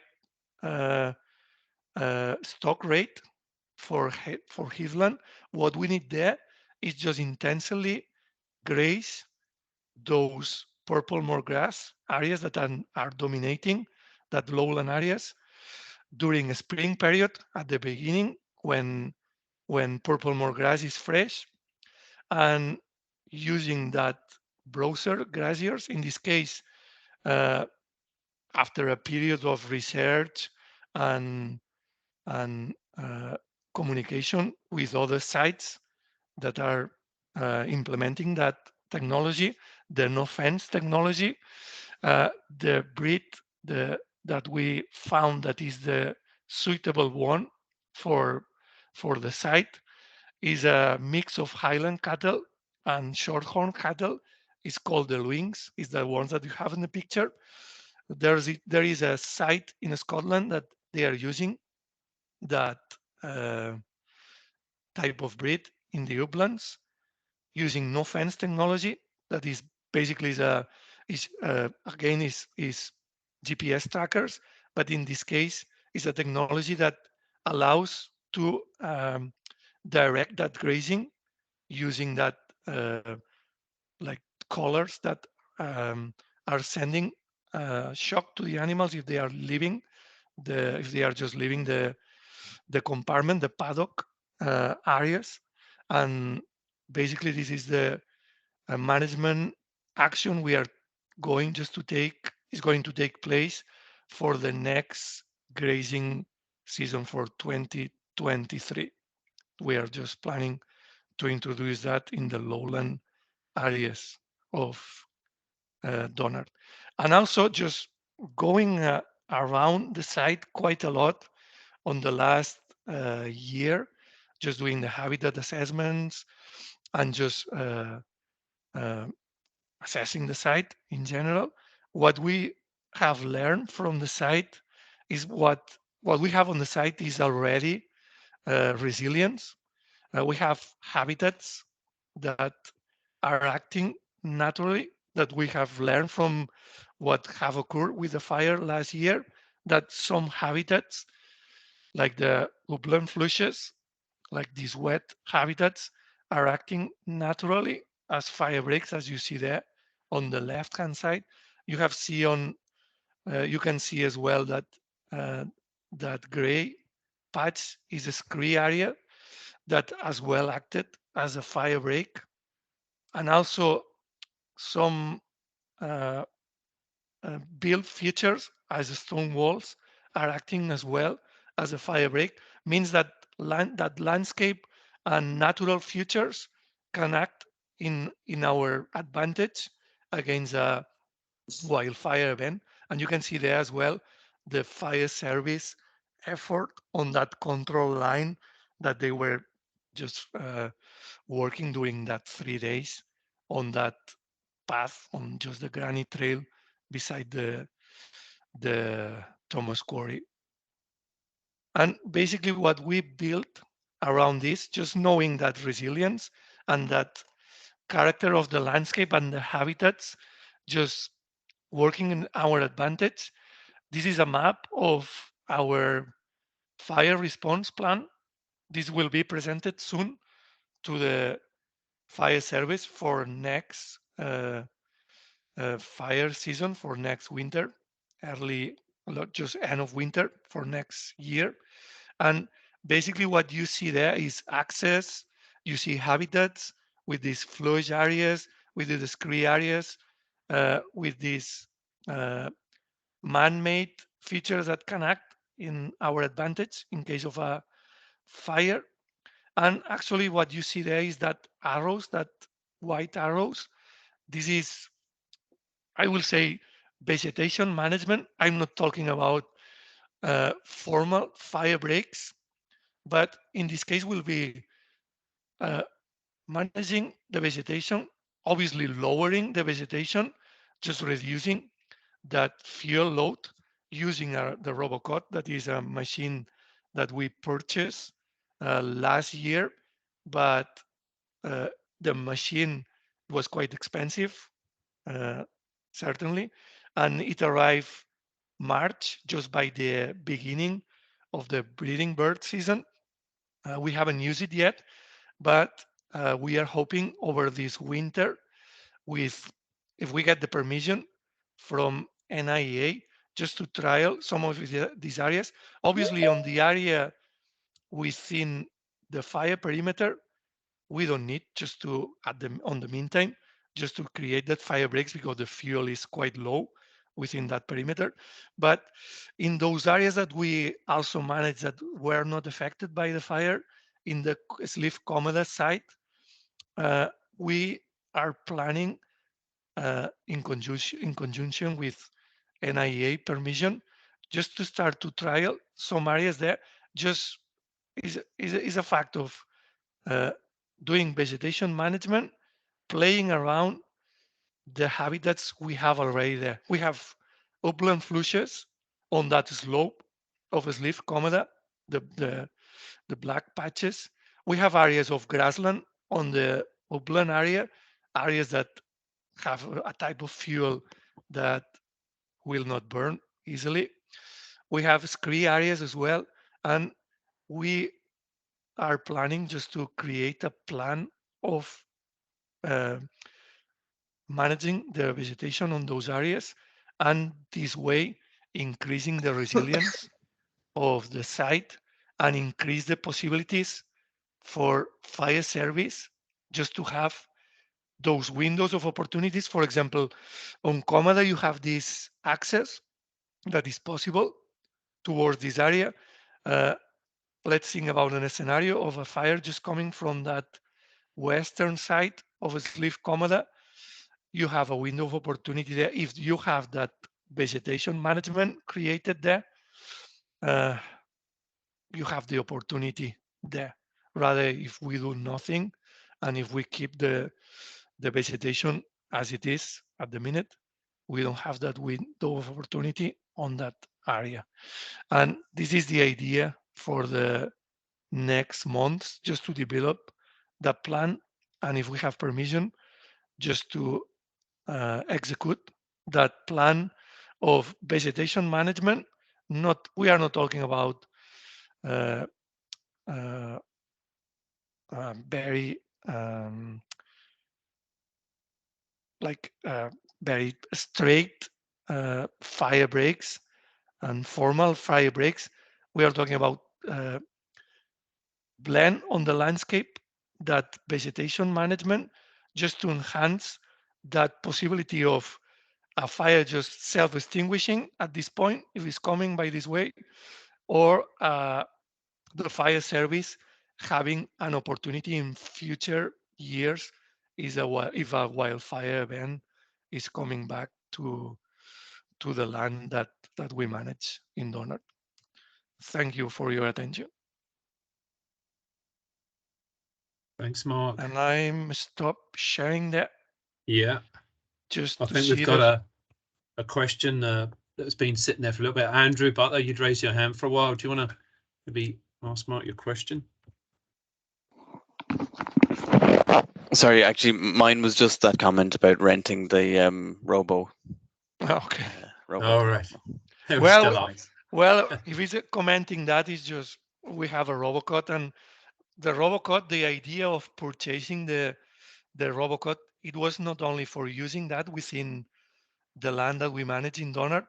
The idea of that, it was for the Robocop to be used wider in the morns, and even there's a possibility in the future just to extend that use of the Robocop, because it's expensive bit of machine. We understand that is the possibility of just getting that machine for our organization is quite challenging, and we are thinking for the future as well, just the possibility of, if we have a wider and a national wildfire response plan, like the fact that we have that machinery available, is no way we are going just to have that machine close in a tractor shed for years and not using it at all. Mark, can I ask a question? Yeah. Just with regards to the dialogue with Fire and Rescue Service, because obviously you're saying it's really looking to build resilience in through what you're planning for self-extinguishing areas just petering out, which I know what you mean, and then also fire and rescue opportunities to get to places that they think.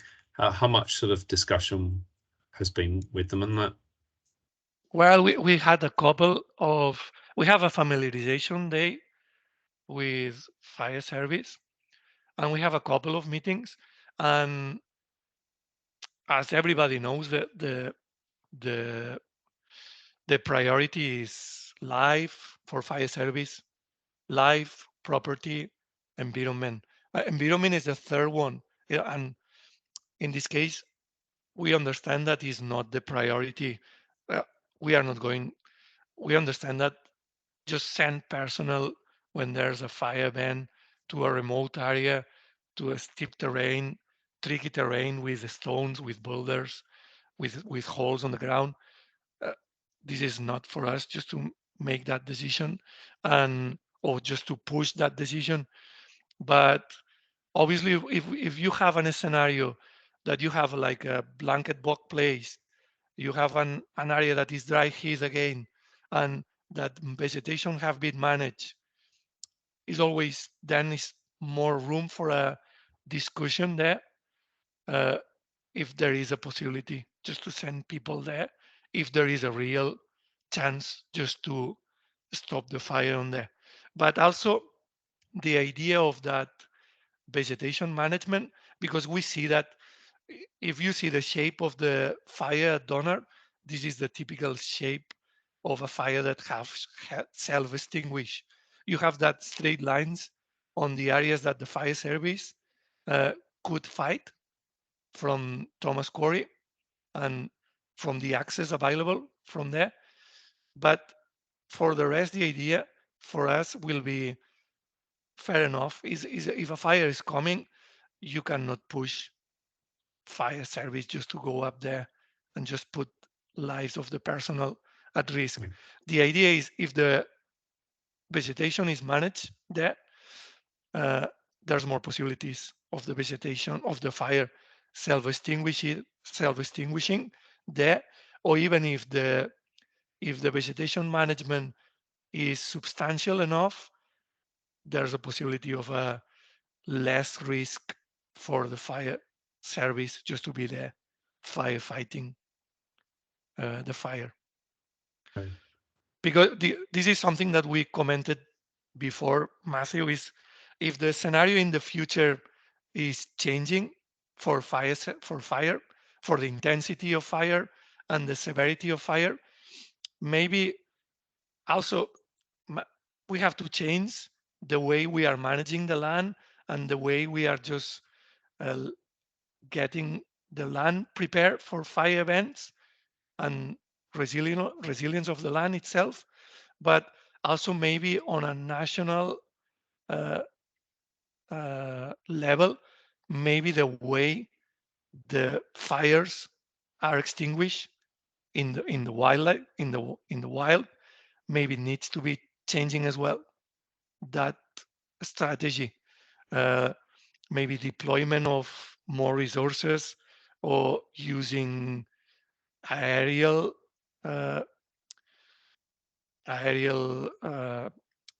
is called aerial suppression in this case, as aerial support, sorry, when you are doing extinguishing. In this case, maybe have to change in UK that way of, and in Northern Ireland, if that is changing, that the scenario is changing in the future. Okay. I'm mindful there's maybe a couple of questions, and there's one from Roshin, but maybe given time, you can maybe answer Roshin's query in just the chat, Mark. And I think the chat's being recorded as well. Abby, is that right? I hope so. Well, I it is believe with it Zoom, is. so Yeah. I think it is. Yeah, we can go through that and then pick up on some of these. Yeah. Okay. Well, look, I think we just move on, just time-wise, and thank you very much, Mark. That was very fascinating, obviously very relevant to the work that I'm involved in as well. So just moving on then, the other project that's sort of a very fledgling project, I suppose, is Steve Bay. So we just asked Paul Sherlock, who's Conservation Officer with Monaghan County Council, just give us a bit of an update on what's happening with the Steve Bay Wildfire Project, Paul. And if you want to take the share of the screen, it's over to you.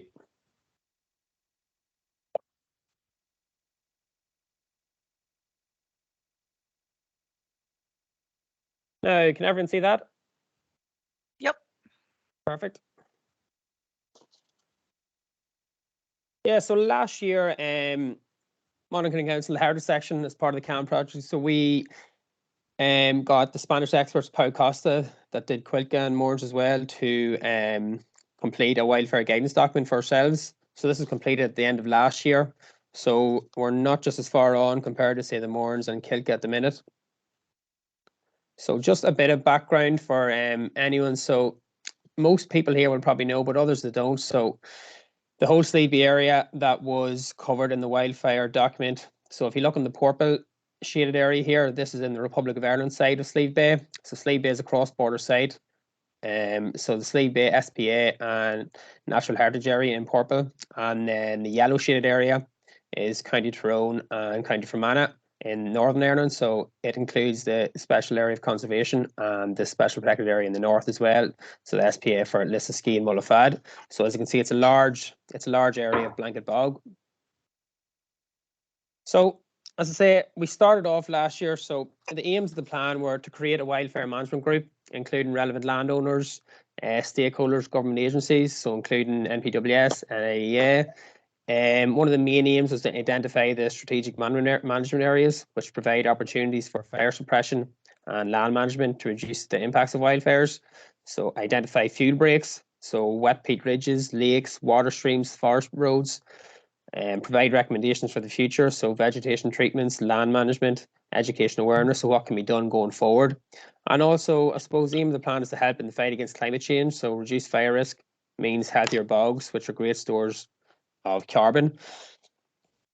So the document, so it involved regular meetings with the fire experts, Pau Costa, and then we carried out also field work during the summer months of 2021. So David Wilson from Earthy Matters, he carried out the field work. So this involved surveying previous fire sites, identifying fire breaks, identifying strategic management areas, and surveying damage to previous fires.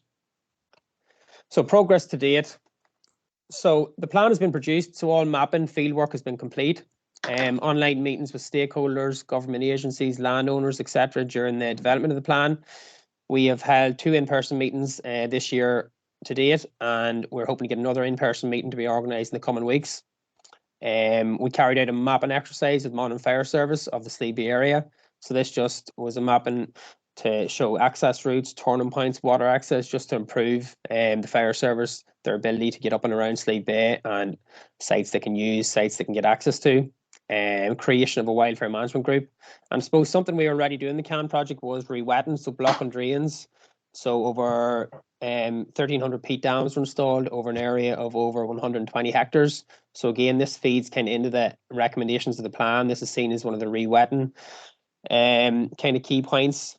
And I suppose the plan going forward after CANN, so it's kind of a legacy project for the CANN. So the plan is in place with recommendations for future protection of SEUPB, so future funding, future projects going forward. The plan is there to be used and to be utilised. Just examples, some of the fieldwork that was carried out. So quadrat survey assessing vegetation cover, regrowth, and then peat depth measurement. These are different areas where fires have occurred on SEUPB over the years. And again, this is just an example of last year. So obviously what we don't want to see. So you can see that the large area, over 30 hectares, I think, was burned up in the SEUPB SPA during last summer. So again, we're not as far on, as I said, the Mourns and Kilka, but the plan is in place and it's there going forward. And that's really me. Thank you, Paul. Anybody have a comment or a question for Paul, just while you stay with this a second? No? Okay. Maybe in due course, Paul, when you get on with a bit more there. Okay, well, look, we're pretty much at the end now. I just want to, if this is okay with Abby, I just want to maybe offer a minute or two, if Mark Smith from Fire and Rescue Service put you on the spot. Mark, you've been attending this today, and I know the focus of this is land management, but just from your perspective, how that fits into Fire and Rescue's sort of, I suppose, approach to all of this. I know you'd encourage it, but I just maybe give you the floor for a minute or so. You're on mute, Mark.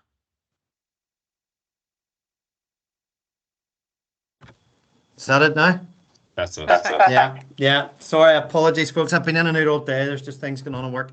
And I haven't heard a lot of it, Matthew, but you and I have talked a lot about land management. I think land management education awareness is this is the key, because by the time it comes to us responding, we have failed almost. And so I think there's nothing more important than land management, appropriate land management, and taking into consideration everybody's views. And I think this is the challenge in the wildfire world and the wider wildfire world. It's about people starting to have concern for other people's areas. So example for me, before I started working in a lot of these projects here collectively within Northern Ireland anyway, I didn't know what Millennia grass was. I didn't know what sphagnum moss was. It was a big bit of damp stuff. I used to squeeze it when I was walking in the mornings and get lots of water out of it. And we had lots of this lovely grass running about, and it never had any impact on me as a firefighter. I just put the fire out the best I could and whatever, so it wasn't that important. But actually the bit I think it is important, now speaking to the Environment Agency, now working with Mourne Heritage Trust on some of the project in the Mournes and the importance of that, it gives me a deeper understanding of what everybody's risks are, what everybody's concerns are. And it's only then when we start to take everybody's concerns on board and we make our decisions around that. So when I go to a wildfire now and I have Matthew, if it's down in the Mournes with me with the Mourne Heritage Trust, or the Environment Agency or the Water Service with me in different places, or Belfast Hills, you know, when I'm going to some of those incidents, they all of a sudden become part of my incident management team who help me make the decisions. I'm still the incident commander. We still are fully responsible for response of wildfires. Let me be clear about that. But having the land managers with us and assisting us in our decision making, we make the right decisions and we do the right things. So I can't emphasize to you enough, everyone who's in the room, the role of land management, the role of environmental management, the role of all those bits there are every bit as important to response as big red trucks going out the door and doing it. And you'll know the budgetary restraints we have. We struggle like every other organization. And I prefer if we didn't have to respond to wildfires. And if we can prevent wildfires, that's where the work needs to be done. So the importance of that, I can't emphasize enough to everyone here today that we need to start getting that right. And when I start to see the projects around re-wetting, using all the different tools we have and looking after our environment the way you're doing and managing our land right, I am hoping going forward, whilst the trends are showing there's larger periods of dry, larger periods of flood, which leads to larger, longer escalated fires if they're going to take off in the future. Now's the time to get this land management piece right. But we can only do it working together, folks. And that's the bit for me, Matthew. That's important to me. So I'm not sure if that's answered what you were looking me to say, Matthew, because I always go off on a tangent somewhere. No, thank you. I think also just say that last point you made, working together. I mean, you are, if you don't mind me saying, on the strategic group. Any just word on the progress for the national strategy, which all of this would hopefully sit under? And then now you're putting me on the spot. I'm not allowed to tell you. I have to kill you all if I tell you any information.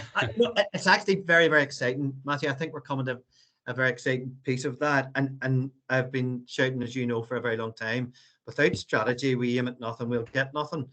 We need this strategy in place. We need it in place for everybody and all the stakeholders, and so we can put a proper action plan in place for the next 5-10 years out of it. So the part we're at the moment, we have done the engagement with everyone, from the departments right down to all the groups around the countryside, with all the different landowners, emergency services, all the different government bodies and departments. We have engaged with everyone, taken the feedback, and we've looked at that, and that has been taken back to the strategic group.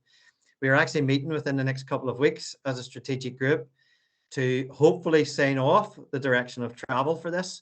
And then that's going to go to the group, as you know, the wildfire group below that, Matthew, which has all the groups all sitting on it and represented.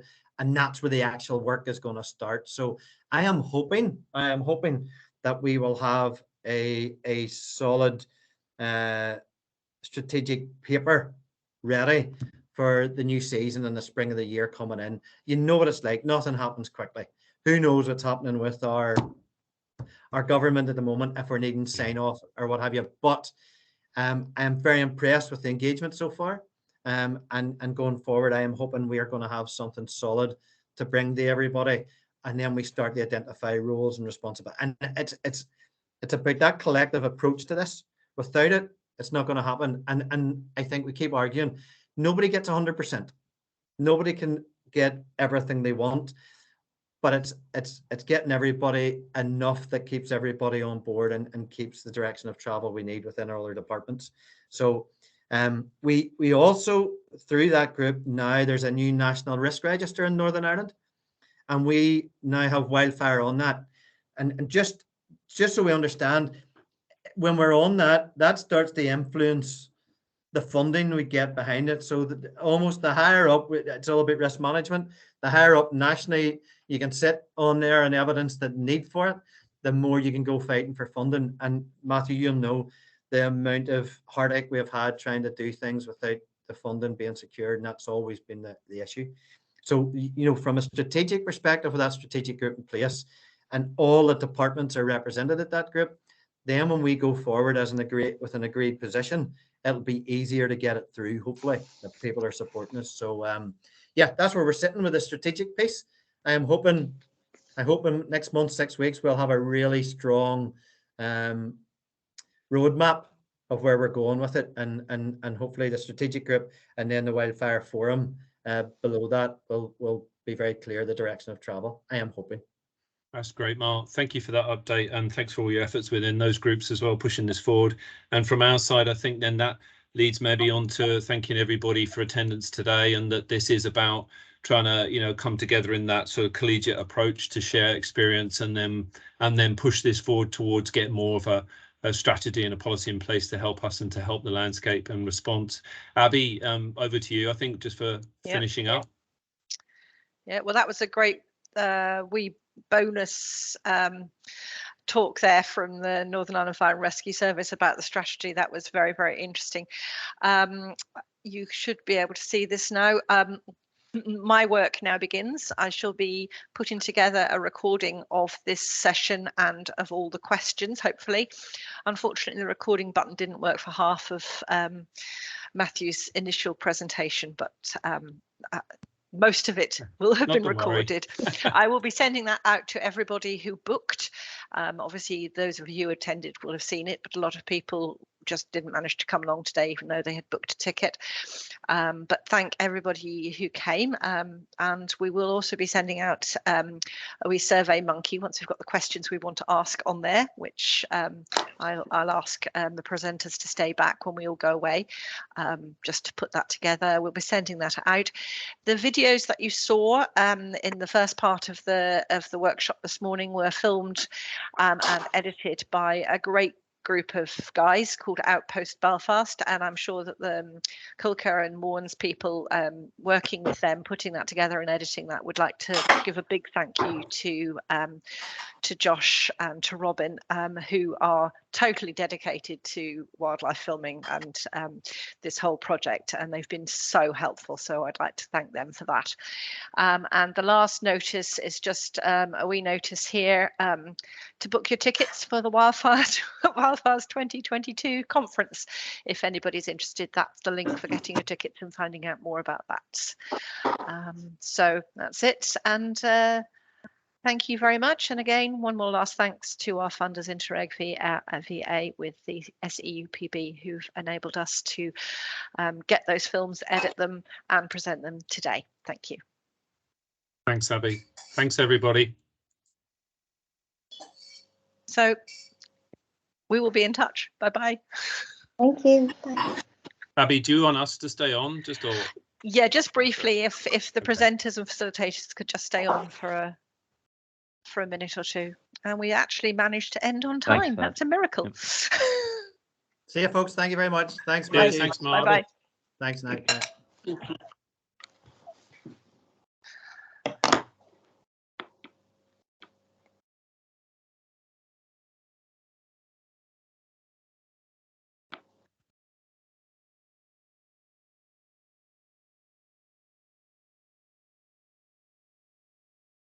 That's right.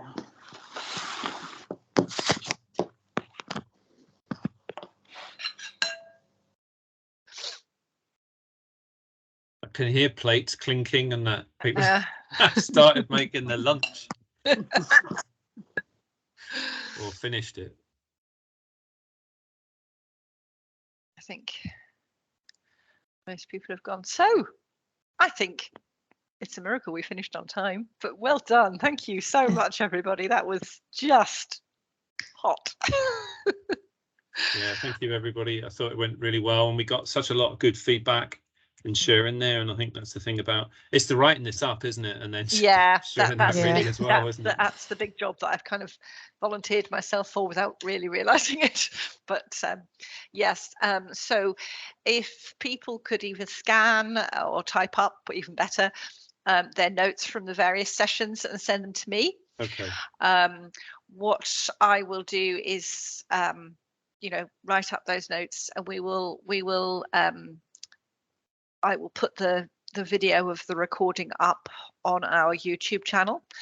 When I've got it, I will send that out to everybody as a link, and then we're going to have to do a little bit of work on further editing of those videos, so that we can